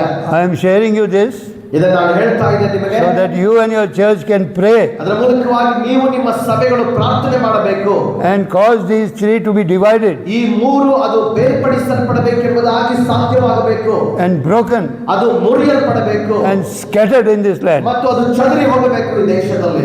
That is the strategy that you need to have. ಆ ಉಪಾಯವನ್ನ ನೀವು ಹೊಂದಿಕೊಂಡವರಾಗಿರಬೇಕು. Secondly, there is some good news ಎರಡನೇದಾಗಿ ಒಂದು ಉತ್ತಮವಾದಂತ ಶುಭವಾರ್ತೆ ನಿಮಗಿದೆ. from the Allahabad High Court. Allahabad high court ನಿಂದ They have ruled that distributing Bibles and preaching the gospel in open ministry is not a criminal offense. Allahabad court ಅಲ್ಲಿ ಇತ್ತೀಚಿನ ದಿನಗಳಲ್ಲಿ ಒಂದು ತೀರ್ಪು ಬರುತ್ತದೆ. ಆ ತೀರ್ಪು ಹೇಳುವ ಪ್ರಕಾರ ಪಬ್ಲಿಕ್ ಪ್ಲೇಸಸ್ಗಳಲ್ಲಿ, ಸಾರ್ವಜನಿಕ ಸ್ಥಳಗಳಲ್ಲಿ ಬೈಬಲ್ಗಳನ್ನು ಹಂಚುವುದು, ಸುವಾರ್ತೆಯ ಪತ್ರಿಕೆಗಳನ್ನು ಹಂಚುವುದು ಅಥವಾ ಸುವಾರ್ತೆ ಹೇಳುವುದು ಅದು ನಿಷೇಧವಲ್ಲ, ಅದು ಧಾರ್ಮಿಕ ಕಾರ್ಯವಲ್ಲ, ಕಾನೂನಿಗೆ ವಿರುದ್ಧವಾದದಲ್ಲ ಎಂಬುದಾಗಿ ಕೋರ್ಟ್ ಹೇಳಿದೆ. That judgment has come out. ಆ ತೀರ್ಪು ಈಗಾಗಲೇ ಹೊರಬಿದ್ದಿದೆ. 12 states in India ಭಾರತ ದೇಶದ 12 ರಾಜ್ಯಗಳಲ್ಲಿ have got the anti-conversion bill. ಮತಾಂತರ ನಿಷೇಧ ಕಾಯ್ದೆ 12 ರಾಜ್ಯಗಳಲ್ಲಿ ಈಗಾಗಲೇ ಅದು ಸ್ಥಾಪಿತವಾಗಿದೆ. Now the Supreme Court of India ಈಗ ಭಾರತ ದೇಶದ ಸುಪ್ರೀಂ ಕೋರ್ಟ್ ಪ್ರಕಾರ has ordered these 12 states ಈ 12 ರಾಜ್ಯಗಳಿಗೆ ಅದು ಒಂದು ತೀರ್ಪು, ಅದು ಒಂದು ಆಜ್ಞೆ ನೀಡಿದೆ. asking them ಆ ಆಜ್ಞೆಯ ಪ್ರಕಾರ ಅವರಿಗೆ ಕೇಳುತ್ತದೆ, what is the context of this bill and why you want this bill to be enacted. ಈ ಮತಾಂತರ ನಿಷೇಧ ಕಾಯ್ದೆಯ ಕಾರ್ಯಗಳು ಏನು ಮತ್ತು ಈ ನಿಷೇಧ ಕಾಯ್ದೆ ನಿಮ್ಮ ರಾಜ್ಯಗಳಲ್ಲಿ ಯಾಕೆ ಬೇಕು? It has given them 12 weeks to produce that document. ಆ ಕಾರಣಗಳನ್ನ ಕೊಡುವುದಕ್ಕಾಗಿ ಸುಪ್ರೀಂ ಕೋರ್ಟ್ ಅವರಿಗೆ 12 ವಾರಗಳ ಕಾಲಾವಕಾಶ ಕೊಟ್ಟಿದೆ. 2 or 3 things can happen from this. ಇದರಿಂದ 2 ಅಥವಾ 3 ಸಂಗತಿಗಳು ನಡೆಯುವ ಸಾಧ್ಯತೆ ಇದೆ. First is ಮೊದಲನೇದಾಗಿ that the Supreme Court can say there are a lot of discrepancies between the states. So you make one common order and you pass it for all the states. ಈ 12 ರಾಜ್ಯಗಳಲ್ಲಿರುವಂತಹ ಮತಾಂತರ ನಿಷೇಧ ಕಾಯ್ದೆಗಳಲ್ಲಿ ಬದಲಾವಣೆಗಳಿದೆ. ಒಂದರಿಂದ ಒಂದು ಹೊಂದಾಣಿಕೆ ಆಗುತ್ತಾ ಇಲ್ಲ. ನೀವು ಎಲ್ಲಾ ರಾಜ್ಯಗಳಿಗೆ ಸೇರಿ ಒಂದೇ ಕಾಯ್ದೆಯನ್ನು ತೆಗೆದುಕೊಂಡು ಬನ್ನಿ, ಆ ಎಲ್ಲಾ ರಾಜ್ಯಗಳಲ್ಲಿ ಅದನ್ನು ಪಾಸ್ ಮಾಡ್ರಿ ಎಂಬುದಾಗಿ ಹೇಳಬಹುದು. This is a very dangerous thing. ಇದು ಬಹಳಷ್ಟು ಭಯಂಕರವಾದಂತಹ. And you know RSS people are sitting in the Supreme Court. ಯಾಕಂದ್ರೆ ಸುಪ್ರೀಂ ಕೋರ್ಟ್ ನಲ್ಲಿ RSS ಜನರು ಕುಳಿತುಕೊಂಡಿದ್ದಾರೆ. Only one Dalit was there. Gawai is gone. ಒಬ್ರು ದಲಿತ ವ್ಯಕ್ತಿ ಇದ್ರು, ಅವರು ಕೂಡ ಈಗ ಹೋಗಿದ್ದಾರೆ. All RSS judges are there. ಎಲ್ಲ RSS ಗೆ ಸಂಬಂಧಪಟ್ಟ ಜಡ್ಜ್ಗಳು ಸುಪ್ರೀಂ ಕೋರ್ಟ್ ನಲ್ಲಿ Not only Supreme Court, in all the other courts also. ಇನ್ನು ಬೇರೆ ಕೋರ್ಟ್ಗಳಲ್ಲೂ ಕೂಡ ಅವರೇ ಕೂತ್ಕೊಂಡಿದ್ದಾರೆ. So what do we do? ಈಗ ನಾವೇನು ಮಾಡಬೇಕು? There is a court in heaven. ಪರಲೋಕದಲ್ಲಿ ಒಂದು ಕೋರ್ಟ್ ಇದೆ. Amen. Amen. We have to place our FIR in the court of heaven. ಪರಲೋಕದಲ್ಲಿರುವಂತಹ ಕೋರ್ಟ್ ನಲ್ಲಿ ನಮ್ಮ FIR ದಾಖಲಾತಿಗಳನ್ನು ನಾವು ಸಲ್ಲಿಸಬೇಕಾಗಿದೆ. Because ಯಾಕಂದ್ರೆ God's throne is established in righteousness and justice. ದೇವರ ಸಿಂಹಾಸನ ಅನ್ನುವಂಥದ್ದು ಅದು ನೀತಿಯಲ್ಲಿ ಮತ್ತು ನ್ಯಾಯಯುತವಾಗಿ ಸ್ಥಾಪಿಸಲ್ಪಟ್ಟ ಸಿಂಹಾಸನವಾಗಿದೆ. They are coming against the direct command of Jesus Christ to preach the gospel. ಅವರು ಯೇಸು ಕ್ರಿಸ್ತನ ಸುವಾರ್ತೆ ಸಾರುವಂತ ನೇರವಾದ ಆಜ್ಞೆಗೆ ವಿರೋಧವಾಗಿ ಬರುತ್ತಿದ್ದಾರೆ. The Bible tells us ಸತ್ಯವೇದ ನಮಗೆ ಹೇಳುತ್ತದೆ of the government of Jesus. ಯೇಸು ಕ್ರಿಸ್ತನ ಸರ್ಕಾರ of the extension of his government ಆತನ ಆಡಳಿತವನ್ನ ವಿಸ್ತರಿಸುವುದಕ್ಕಾಗಿ and of that peace, ಆತನ ಸಮಾಧಾನ, there will be no end. ಅದಕ್ಕೆ ಅಂತ್ಯವೇ ಇಲ್ಲ. Nobody can stop that. ಯಾರು ಅದನ್ನು ನಿಲ್ಲಿಸುವುದಕ್ಕಾಗುವುದಿಲ್ಲ. This is the thing that we have to quote with the court of heaven ಇದನ್ನೇ ನಾವು ಪರಲೋಕ ರಾಜ್ಯದಲ್ಲಿರುವಂತಹ ಕೋರ್ಟ್ ಮುಂದೆ ಇಡಬೇಕಾಗಿದೆ. and ask God to release the angelic powers ದೇವರನ್ನು ನಾವು ಆತನ ದೇವದೂತರ ಬಲವನ್ನ ಬಿಡುಗಡೆಗೊಳಿಸುವುದಕ್ಕಾಗಿ ಕೇಳಿಕೊಳ್ಳಬೇಕಾಗಿದೆ. and change the trend of the Supreme Court of India. ಆ ಭಾರತ ದೇಶದಲ್ಲಿರುವಂತಹ ಸುಪ್ರೀಂ ಕೋರ್ಟ್ ನಲ್ಲಿ ನಡೆಯುವಂತಹ ಸಂಗತಿಗಳನ್ನ ಬದಲಾಯಿಸುವುದಾಗಿ ಕೇಳಿಕೊಳ್ಳೋಣ. Declare the lordship of Jesus ಯೇಸು ಕ್ರಿಸ್ತನ ಒಡೆತನವನ್ನು ನಾವು ಘೋಷಿಸೋಣ. over our country, ನಮ್ಮ ದೇಶದ ಮೇಲೆ ಆತನ ಆಡಳಿತ, over the Constitution of India, ನಮ್ಮ ಭಾರತ ದೇಶದ ಸಂವಿಧಾನದ ಮೇಲೆ, over the Parliament of India, ನಮ್ಮ ಭಾರತ ದೇಶದ ಸಂಸತ್ತಿನ ಮೇಲೆ, over the judiciary of India. ನಮ್ಮ ದೇಶದ ನ್ಯಾಯಾಂಗ ವ್ಯವಸ್ಥೆಯ ಮೇಲೆ. Jesus Christ is Lord. ಯೇಸು ಕ್ರಿಸ್ತನೇ ಒಡೆಯನಾಗಿದ್ದಾನೆ, ಕರ್ತನಾಗಿದ್ದಾನೆ. And all these people, ಈ ಎಲ್ಲಾ ಜನರ ಮೇಲೆ they will bow down to the name of Jesus. ಅವರು ಯೇಸು ಕ್ರಿಸ್ತನ ಹೆಸರಿನಲ್ಲಿ ಮೊಣಕಾಲೂರಬೇಕು. This must be our prayer. ಇದು ನಮ್ಮ ಪ್ರಾರ್ಥನೆಯಾಗಿರಬೇಕಾಗಿದೆ. Now, this message is for the people who are here in the church, in this meeting. ಈಗ ಕೊಡುವಂತ ಸಂದೇಶ ಇಲ್ಲಿ ಬಂದಿರುವಂತ ಜನರಿಗಾಗಿ ಇರುತ್ತದೆ. When we meet with our pastors, ನಮ್ಮ ಪಾಸ್ಟರ್ಗಳನ್ನ ನಾವು ಇನ್ನೊಂದು ಸಾರಿ ಮೀಟಿಂಗ್ಗೆ ಕರೆಯುವಾಗ I will share more strategy with you. ನಿಮ್ಮೊಟ್ಟಿಗೆ ಇನ್ನೂ ಹೆಚ್ಚಾದ ಉಪಾಯಗಳನ್ನು ನಾವು ಹಂಚಿಕೊಳ್ಳುತ್ತೇವೆ. Now I'll share a few things from the scripture. ಈಗ ನಾನು ಸತ್ಯವೇದದ ವಾಕ್ಯದಿಂದ ಸ್ವಲ್ಪ ಸಂಗತಿಗಳನ್ನು ಹಂಚಿಕೊಳ್ಳಲಿಕ್ಕೆ ಬಯಸುತ್ತೇನೆ. God has placed in my heart. ದೇವರು ನನ್ನ ಹೃದಯದಲ್ಲಿ ಇಟ್ಟಿದ್ದಾನೆ. Amen. Amen. First we'll go to Matthew chapter 7. ಮತ್ತಾಯನ ಬರೆದ ಸುವಾರ್ತೆ 7ನೇ ಅಧ್ಯಾಯ. Okay, I am a person who is all in favor of the power of the Holy Spirit, the power of, miracles, healing, deliverance, and all these things. ನಾನು ಯಾವಾಗಲೂ ಪರಿಶುದ್ಧಾತ್ಮನ ಬಲ, ಆತನ ಕಾರ್ಯ, ಆತನ ಸ್ವಸ್ಥತೆಯ ಕಾರ್ಯಗಳು, ಅದ್ಭುತ ಕಾರ್ಯಗಳು ಇದೆಲ್ಲವನ್ನು ಬಯಸಿ ಅದರ ಮೂಲಕವಾಗಿ ಕಾರ್ಯ ಮಾಡುವಂತ ವ್ಯಕ್ತಿಯಾಗಿದ್ದೇನೆ. Let's go to Matthew chapter 7. ಮತ್ತಾಯನ ಬರೆದ ಸುವಾರ್ತೆ 7ನೇ ಅಧ್ಯಾಯಕ್ಕೆ ಹೋಗೋಣ. And verses 21 to 23. 21ರಿಂದ 23ನೇ ವಾಕ್ಯಗಳು. ಮತ್ತಾಯನ ಬರೆದ ಸುವಾರ್ತೆ 7ನೇ ಅಧ್ಯಾಯ 21ರಿಂದ 23 ವಾಕ್ಯಗಳು.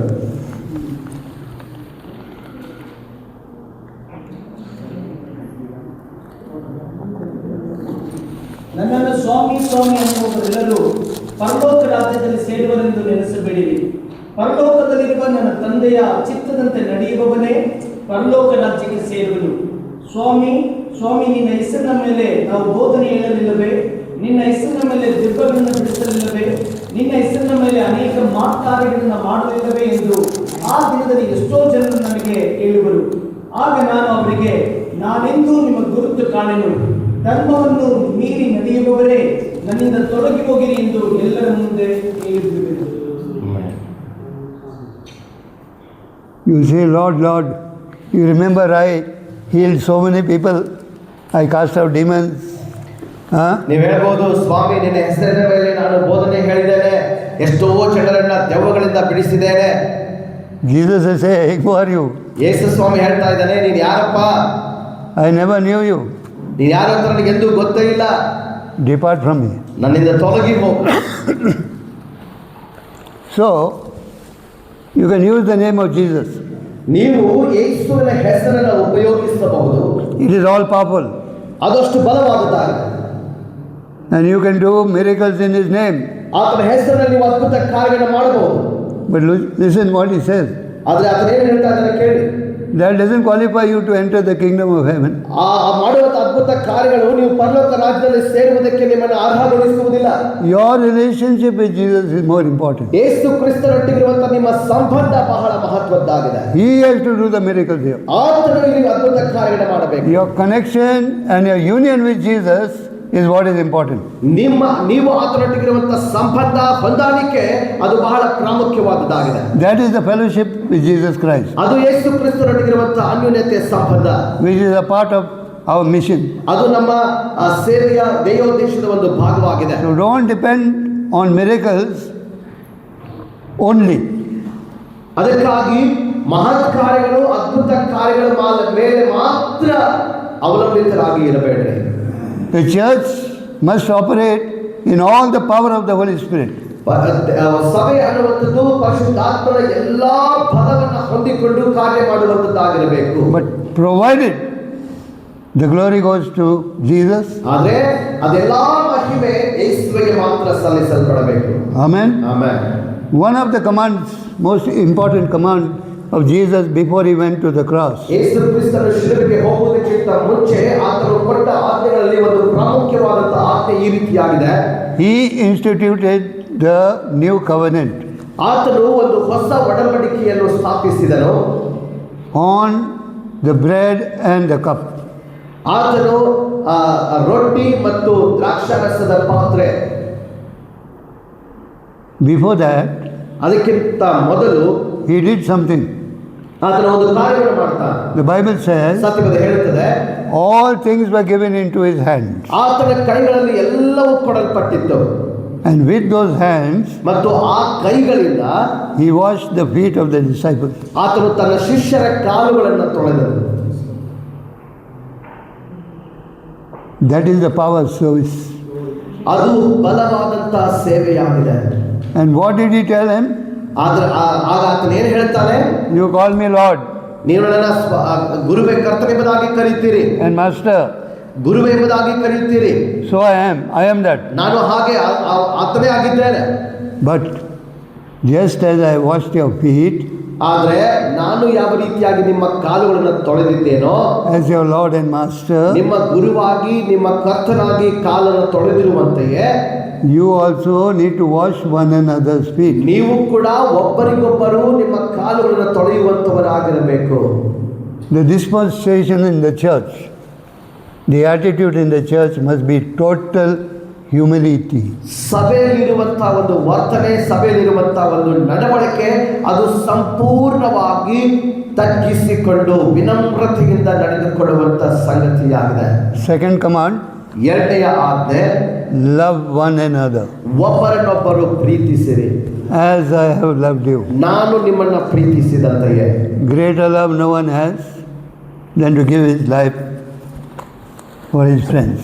ತನ್ನ ಸ್ನೇಹಿತರಿಗೋಸ್ಕರವಾಗಿ ಪ್ರಾಣವನ್ನ ಕೊಡುವುದಕ್ಕಿಂತ ಹೆಚ್ಚಾದ ಪ್ರೀತಿ ಲೋಕದಲ್ಲಿ ಯಾವುದೂ ಇಲ್ಲ ಎಂಬುದಾಗಿ ಹೇಳಿದರು. Develop this attitude. ಈ ವರ್ತನೆಯನ್ನ, ಈ ನಡವಳಿಕೆಯನ್ನ ನೀವು ಅಭ್ಯಾಸ ಮಾಡಿಕೊಳ್ಳ್ರಿ. Develop this kind of a character. ಈ ರೀತಿಯಾದಂತ ನಡವಳಿಕೆಯನ್ನ ನಿಮ್ಮ ಜೀವನದಲ್ಲಿ ನೀವು ಅಭ್ಯಾಸ ಮಾಡಿಕೊಳ್ಳ್ರಿ. Servant service.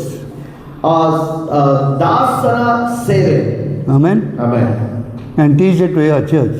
ಅದನ್ನೇ ನಿಮ್ಮ ಸಭೆಗಳಿಗೂ ಕಲಿಸಿಕೊಡ್ರಿ. Okay, so now I will just share with you some sequence ಈಗ ನಾನು ಕೆಲವೊಂದು ಸೀಕ್ವೆನ್ಸ್ಗಳನ್ನ ಹೇಳಿಕೊಡುತ್ತಾ ಹೋಗುತ್ತೇನೆ, which the Holy Spirit has asked me to share with you. ಪರಿಶುದ್ಧಾತ್ಮನು ನನಗೆ ಇದನ್ನ ಹಂಚಿಕೊಳ್ಳಲಿಕ್ಕೆ ಹೇಳಿದ್ದಾರೆ. You know that God was looking for a person ದೇವರು ಯಾವಾಗಲೂ ಒಬ್ಬ ವ್ಯಕ್ತಿಯನ್ನು ನೋಡುತ್ತಾ ಇದ್ದಾನೆ ಎಂಬುದಾಗಿ ನಿಮಗೆ ಗೊತ್ತಿದೆ. so that he can establish his covenant through that person. ಆ ವ್ಯಕ್ತಿಯ ಮೂಲಕವಾಗಿ ತನ್ನ ಒಡಂಬಡಿಕೆಯನ್ನ ಸ್ಥಾಪಿಸುವುದಕ್ಕೆ ಆತನು ಇಷ್ಟಪಡುತ್ತಾನೆ. And he found that man. ಆತನು ಆ ವ್ಯಕ್ತಿಯನ್ನ ಕಂಡುಕೊಂಡನು. That man's name is Abraham. ಆ ವ್ಯಕ್ತಿಯ ಹೆಸರು ಅಬ್ರಹಾಂ ಎಂಬುದಾಗಿ. Genesis 12 chapter 1 to 4. ಆದಿಕಾಂಡ 12ನೇ ಅಧ್ಯಾಯ 1-4 ವಾಕ್ಯ. God calls Abraham out. ಅಬ್ರಹಾಮನನ್ನು ದೇವರು ಹೊರಗಡೆ ಕರೆದನು. He says, ಆತನು ಹೇಳ್ತಾನೆ, come out of your father's house. ನಿನ್ನ ಸ್ವದೇಶವನ್ನು, ನಿನ್ನ ತಂದೆಯ ಮನೆಯನ್ನು ಬಿಟ್ಟು ಹೊರಗಡೆ ಬಾ. Come out of your kindred. ನಿನ್ನ ಸ್ವದೇಶವನ್ನ, ಬಂಧು ಬಳಗವನ್ನು ಬಿಟ್ಟು ಹೊರಗಡೆ ಬಾ. Kindred means community. ನಿನ್ನ ಸಮುದಾಯವನ್ನು ಬಿಟ್ಟು ಹೊರಗಡೆ ಬಾ. Community means like Tanda. ನಿಮ್ಮ ಕಮ್ಯುನಿಟಿ, ನಿಮ್ಮ ಸಮುದಾಯ ಎನ್ನುವಾಗ ಒಂದು ತಾಂಡ ಎಂಬುದಾಗಿ ನಾವು ನೋಡ್ತೇವಲ್ಲ, ಆ ರೀತಿಯಾಗಿ. Or community means Ambedkar Nagar. ಆ ಕಮ್ಯುನಿಟಿ ಎಂಬುದಾಗಿ ಹೇಳುವಾಗ Ambedkar Nagar. He said, come out of that. ಆತನು ಹೇಳ್ತಾನೆ, ಅದನ್ನ ಬಿಟ್ಟು ಹೊರಗಡೆ ಬಾ. Because ಯಾಕಂದ್ರೆ I will take you to a land ಯಾಕಂದ್ರೆ ನಾನು ನಿನ್ನ ಒಂದು ದೇಶಕ್ಕೆ ಕರೆದುಕೊಂಡು ಹೋಗುತ್ತೇನೆ, flowing with milk and honey. ಅಲ್ಲಿ ಹಾಲು ಜೇನು ಹರಿಯುವಂತ ದೇಶ. Amen. Amen. I will make you a great nation. ನಾನು ನಿನ್ನನ್ನು ದೊಡ್ಡ ಜನಾಂಗವಾಗಿ ಮಾಡುತ್ತೇನೆ. Abraham was living in Ur. ಊರ್ ಎಂಬ ದೇಶದಲ್ಲಿ ಪ್ರವಾಸ ಮಾಡ್ತಾ ಇದ್ದರು. In Iraq. ಇರಾಕ್ನಲ್ಲಿ ಅದು ಈಗ ಸಿಗುತ್ತದೆ. He was an idol worshipper. ಆತನು ವಿಗ್ರಹ ಆರಾಧಕನಾಗಿದ್ದ. He didn't know God. ದೇವರ ಬಗ್ಗೆ ಆತನಿಗೆ ಗೊತ್ತಿರಲಿಲ್ಲ. But when God came to him, ಆದರೆ ಒಂದು ದಿನ ದೇವರು ಅವನ ಬಳಿಗೆ ಬರ್ತಾನೆ. he believed. ಆತನು ನಂಬಿದ. He obeyed. ಆತನು ವಿಧೇಯನಾದ. He followed. ಆತನು ಹಿಂಬಾಲಿಸಿದ. He decided to come out. ಆತನು ಅದರಿಂದ ಹೊರಗಡೆ ಬರುವುದಕ್ಕೆ ನಿರ್ಧಾರ ಮಾಡಿಕೊಂಡನು. But his father came with him. ಆದರೆ ಆ ತಂದೆ ಅವನೊಟ್ಟಿಗೆ ಬಂದನು. And his nephew Lot came with him. ಮತ್ತು ಅವನ ಸಂಬಂಧಿ ಲೋಟನು ಅವನ ಜೊತೆಗೆ ಬರ್ತಾನೆ. By the time they reached a place called Haran, ಆ ಹರಾನ್ ಎಂಬ ದೇಶಕ್ಕೆ ಅವರು ಬಂದು ತಲುಪುವಷ್ಟರಲ್ಲಿ his father died. ಆತನ ತಂದೆ ಸತ್ತು ಹೋಗುತ್ತಾನೆ. Then they started moving. ಮತ್ತೆ ಆತ ನಂತರ ಅದೇ ರೀತಿಯಾಗಿ ಮುಂದುವರಿತಾ ಹೋಗುತ್ತಾನೆ. Abraham started developing a relationship with him. ಅಬ್ರಹಾಮನು ದೇವರೊಟ್ಟಿಗೆ ಸಂಬಂಧವನ್ನ ಅಭಿವೃದ್ಧಿಗೊಳಿಸುತ್ತಾ ಹೋಗುತ್ತಾನೆ. What was the basis of his relationship? ಆತನ ಸಂಬಂಧದ ಮುಖ್ಯ ಕಾರ್ಯಗಳು ಯಾವುವು ಆಗಿದ್ದವು? Can tell me anybody? ಯಾರಾದರೂ ಹೇಳ್ಬೋದಾ? Hearing the voice of God. Huh?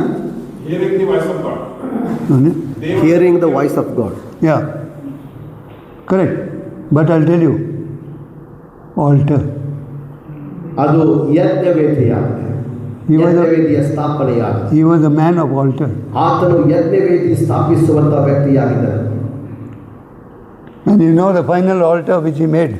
ಆತನು ಕೊನೆಯದಾಗಿ ಯಜ್ಞವೇದಿಯನ್ನು ಸ್ಥಾಪಿಸುವ ಬಗ್ಗೆ ನಿಮಗೆ ಗೊತ್ತಿದೆ. He put his son on that. ಅದರ ಮೇಲೆ ಆತನು ತನ್ನ ಮಗನನ್ನು ಹಾಕ್ತಾನೆ. Many of you like this name, Yehovah Yireh.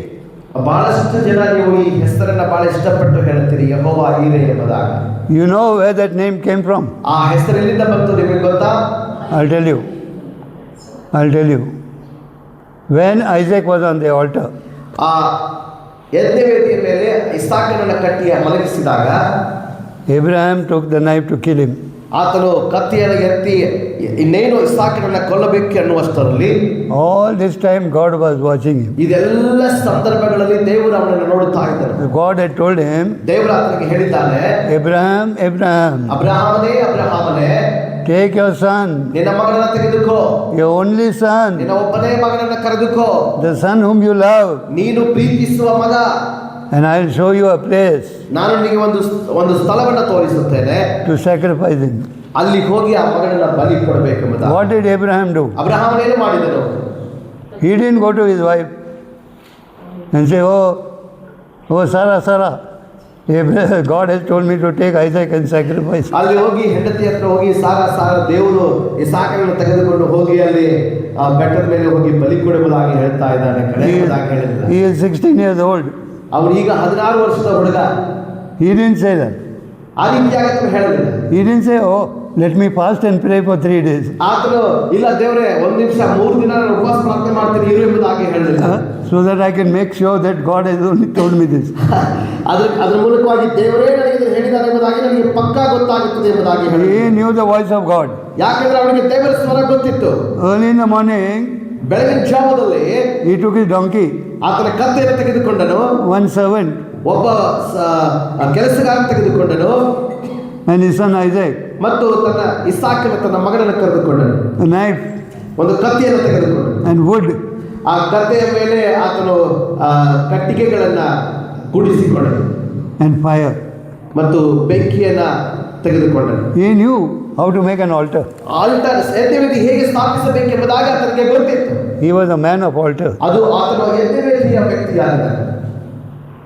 God has been teaching me about these altars. ದೇವರು ನನಗೆ ಬಹಳ ದಿನಗಳಿಂದ ಈ ಯಜ್ಞವೇದಿ ಕುರಿತಾಗಿ ಆತನು ಕಲಿಸುತ್ತಾ ಬರ್ತಾ ಇದ್ದಾನೆ. Now my main teaching is on the altar and the family altar. ಈಗ ನಾನು ಬಹಳಷ್ಟು ದಿನಗಳಿಂದ ಒಂದು ಮುಖ್ಯವಾದಂಥ ವಿಶೇಷವಾದಂಥ ಉಪದೇಶವನ್ನು ಕೊಡ್ತಾ ಇದ್ದೇನೆ. ಅದು ಏನೆಂದರೆ ಕುಟುಂಬದಲ್ಲಿ ಸ್ಥಾಪಿಸುವಂಥ ಯಜ್ಞವೇದಿ. I find that in the church also there is no altar. ನಾನು ಬಹಳಷ್ಟು ಸಭೆಗಳಲ್ಲೂ ಕೂಡ ನೋಡಿದ್ದೇನೆ, ಬಹಳಷ್ಟು ಸಭೆಗಳಲ್ಲೂ ಕೂಡ ಯಜ್ಞವೇದಿ ಕಂಡು ಬರುವುದಿಲ್ಲ. So Abraham took his son Isaac. He told his servant, you wait here.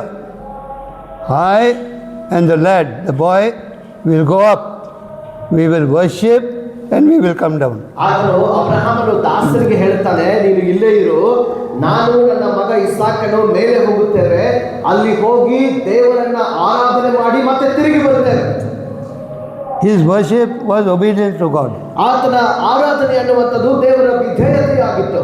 On the journey, ಆತನ ಪ್ರಯಾಣ ಮಾಡುವಾಗ Isaac asked him, ಇಸಾಕನು ಕೇಳ್ತಾನೆ, Father, ತಂದೆಯೇ, we have got the wood, we got the fire, we got the knife. ಯಜ್ಞಕ್ಕೆ ಬೇಕಾದ ಬೆಂಕಿ ಇದೆ, ಯಜ್ಞಕ್ಕೆ ಬೇಕಾದ ಕಟ್ಟಿಗೆ ಇದೆ, ಕತ್ತಿ ಇದೆ. Where is the lamb? ಯಜ್ಞಕ್ಕೆ ಬೇಕಾದ ಕುರಿಮರಿಯಲ್ಲಿ. So Abraham said, ಅವಾಗ ಅಬ್ರಹಾಮನು ಹೇಳ್ತಾನೆ, God will provide. ದೇವರೇ ಅದನ್ನು ಒದಗಿಸುವನು. Amen. Amen. Then when he went on top, ಆತನು ಬೆಟ್ಟದ ತುದಿಗೆ ಹೋದಾಗ he started tying the hands of Isaac behind. ಆಗ ಇಸಾಕನ ಕೈಗಳನ್ನ ಕಟ್ಟಲಿಕ್ಕೆ ಪ್ರಾರಂಭಿಸ್ತಾನೆ. Isaac also came to know. ಆವಾಗ ಇಸಾಕನಿಗೆ ಗೊತ್ತಾಗುತ್ತದೆ. Then he put him on the altar. ಆತನು ಎದ್ದೇವೇದಿ ಮೇಲೆ ಮಗನನ್ನು ಮಲಗಿಸ್ತಾನೆ. He took his knife. ಕತ್ತಿಯನ್ನು ಎತ್ತಿಕೊಳ್ಳುತ್ತಾನೆ. God said, Abraham, Abraham. ಆವಾಗ ದೇವರು ಹೇಳ್ತಾನೆ, ಅಬ್ರಹಾಮನೇ, ಅಬ್ರಹಾಮನೇ. He said, here I am. ಆತ ಹೇಳ್ತಾನೆ, ಸ್ವಾಮಿ ಇಲ್ಲೇ ಇದ್ದೇನೆ. God was speaking at the right time, ದೇವರು ಸರಿಯಾದ ಸಮಯದಲ್ಲಿ ಮಾತನಾಡ್ತಾ ಇದ್ದರು. and Abraham was waiting for that sound. ಅಬ್ರಹಾಮನು ಆ ಸ್ವರಕ್ಕೋಸ್ಕರವಾಗಿ ಕಾಯ್ತಾ ಇದ್ದರು. He looked back ಆತನು ತಿರುಗಿ ನೋಡಿದಾಗ and he saw a ram in the bushes. ಅಲ್ಲಿ ಪೊದೆಯೊಳಗಡೆ ಒಂದು ಟಗರು ಸಿಲುಕಿಕೊಂಡಿರುವುದನ್ನು ನೋಡ್ತಾನೆ. He took that ram. ಆ ಟಗರನ್ನ ಎತ್ತಿಕೊಂಡನು. He sacrificed that ram. ಅದನ್ನ ಬಲಿ ಕೊಡುತ್ತಾನೆ ದೇವರಿಗೆ. And he prophesied, ಅಲ್ಲಿ ಆತನ ಒಂದು ಪ್ರವಾದನೆಯ ವಾಕ್ಯವನ್ನು ನುಡಿಯುತ್ತಾನೆ. my God is Jehovah Jireh. ನನ್ನ ದೇವರು ಯೆಹೋವಾ ಈರೆ ಆಗಿದ್ದಾನೆ ಎಂಬುದಾಗಿ. On the mount of the Lord ದೇವರ ಬೆಟ್ಟದಲ್ಲಿ it shall be seen. ಅದು ನಿಮಗೆ ಕಾಣಿಸುತ್ತದೆ. What is that? ಅದೇನು? That is the prophecy of the Lamb of God which will come on the mount. ಅದು ಬೆಟ್ಟದ ಮೇಲೆ ಬರಲಿಕ್ಕಿರುವಂತಹ ದೇವರ ಯಜ್ಞದ ಕುರಿಮರಿಯಾಗಿತ್ತು. And every need of man ದೇವರ ಮನುಷ್ಯನ ಪ್ರತಿಯೊಂದು ಅಗತ್ಯತೆಗಳು will come from that sacrifice. ಆ ತ್ಯಾಗದ ಮೂಲಕವಾಗಿ ಬರುವಂತದ್ದಾಗಿದೆ. That is the meaning of Jehovah Jireh. ಅದೇ ಯೆಹೋವಾ ಈರೆ ಎಂಬುದಾಗಿ ಹೇಳುವುದರ ಅರ್ಥವಾಗಿದೆ. God said, ದೇವರು ಹೇಳ್ತಾನೆ, because you have done this, Abraham, ಅಬ್ರಹಾಮನೇ, ನೀನು ಈ ಕಾರ್ಯವನ್ನು ಮಾಡಿರುವುದರಿಂದ I will bless you ನಾನು ನಿನ್ನನ್ನು ಆಶೀರ್ವದಿಸುತ್ತೇನೆ. and you will be a blessing. ನೀನು ಆಶೀರ್ವಾದದ ನಿಧಿಯಾಗುವೆ. In you ನಿನ್ನಲ್ಲಿ all the families of the earth shall be blessed. ಎಲ್ಲಾ ಭೂಲೋಕದ ಎಲ್ಲಾ ಕುಲದವರಿಗೂ, ಎಲ್ಲಾ ಕುಟುಂಬದವರಿಗೂ ಆಶೀರ್ವಾದ ಉಂಟಾಗುವುದು. That is the Abrahamic covenant. ಅದು ಅಬ್ರಹಾಮನ ಒಡಂಬಡಿಕೆ. So Abraham came out ಅಬ್ರಹಾಮನು ಅಲ್ಲಿಂದ ಹೊರಗಡೆ ಬಂದನು. according to God's command. ದೇವರ ಆಜ್ಞೆಯ ಪ್ರಕಾರವಾಗಿ He reached that promised land ಆತನು ವಾಗ್ದಾನ ಮಾಡಿದಂತ ದೇಶವನ್ನ ಮುಟ್ಟಿದನು with his family, ಆತನ ಕುಟುಂಬದೊಂದಿಗೆ. but Lot was there with them. ಆದರೆ ಲೋಟನು ಅವನ ಸಂಗಡ ಇದ್ದನು. Then because of their prosperity, ಅವರಿಗೆ ದೇವರು ಕೊಟ್ಟಿರುವಂತಹ ಸಮೃದ್ಧಿಯ ಕಾರಣವಾಗಿ Lot also separated. ಈಗ ಲೋಟನು ಕೂಡ ಬೇರ್ಪಡಿಸಿಕೊಂಡು ಹೋಗುತ್ತಾ ಇದ್ದಾನೆ. Abraham told Lot, what land you want, you take. ಅಬ್ರಹಾಮನು ಹೇಳ್ತಾ ಇದ್ದ, ಲೋಟನು ಯಾವ ಜಾಗ ಬೇಕು, ಯಾವ ಭೂಮಿ ಬೇಕು ತಗೋ. So Lot was looking here and there. ಲೋಟನು ಈ ಕಡೆ ಆ ಕಡೆ ಎಲ್ಲಾ ಕಡೆ ನೋಡುತ್ತಾನೆ. Then he saw the good land ಅಲ್ಲಿ ಒಂದು ಒಳ್ಳೆ ಉತ್ತಮವಾದಂತ ನೆಲವನ್ನ, ಭೂಮಿಯನ್ನು ನೋಡುತ್ತಾನೆ. and he took that land. ಆತ ಹೇಳ್ತಾನೆ, ಇದೇ ಬೇಕು ನನಗೆ. Immediately God told him, ತಕ್ಷಣವೇ ದೇವರು ಅವನಿಗೆ ಹೇಳಿದ್ದಾನೆ, Abraham, ಅಬ್ರಹಾಮನೇ, look to the north, south, east and west. ಈಗ ನೀನು ಪೂರ್ವ, ಪಶ್ಚಿಮ, ಉತ್ತರ, ದಕ್ಷಿಣ ಎಲ್ಲಾ ಕಡೆಗಳನ್ನು ನೋಡು. All that you see, that land I am giving you. ಎಲ್ಲಾ ನೋಡುವಂತ ಕಾಣುವಂತ ಭೂಮಿಯನ್ನ ನಾನು ನಿನಗೆ ಕೊಡುತ್ತೇನೆ. That is your land. ಅದು ನಿನ್ನ ಭೂಮಿಯಾಗಿದೆ. Can you understand the importance of separation? ನೀವು ಬೇರ್ಪಡಿಸಲ್ಪಡುವಂತ ಕಾರ್ಯದ ಮಹತ್ವವನ್ನ ನೀವು ತಿಳಿದುಕೊಳ್ಳುವವರಾಗಿದ್ದೀರೋ? Can you understand the importance of obeying the voice of God to come out? ದೇವರ ಸ್ವರ ನಿಮಗೆ ಹೊರಗಡೆ ಬಾ ಎಂಬುದಾಗಿ ಕರೆಯುವಾಗ ಆ ಸ್ವರದ ಮಹತ್ವವನ್ನು ನೀವು ಅರ್ಥ ಮಾಡಿಕೊಳ್ಳಲಿಕ್ಕೆ ಸಾಧ್ಯವೋ? The gospel is that message. ಸತ್ಯವೇದ ಸುವಾರ್ತೆ ಅದೇ ಸಂದೇಶವನ್ನು ಕೊಡುತ್ತದೆ. Come out ಹೊರಗಡೆ ಬಾ. of where you are, ನೀನೆಲ್ಲಿದೆಯೋ ಅಲ್ಲಿಂದ ಹೊರಗಡೆ ಬಾ. of the darkness you are living in. ಕತ್ತಲೆಯಲ್ಲಿ ಜೀವಿಸ್ತಾ ಇರುವಂತಹ ಕತ್ತಲೆಯಿಂದ ಹೊರಗಡೆ ಬಾ. Let us turn to 2 Corinthians 2 ಕೊರಿಂಥದವರಿಗೆ ನಮ್ಮ ಸತ್ಯವೇದವನ್ನು ತಿರುಗಿಸೋಣ. and chapter 6, 6ನೇ ಅಧ್ಯಾಯ verses 14 to 18. 14ರಿಂದ 18 ವಾಕ್ಯಗಳು.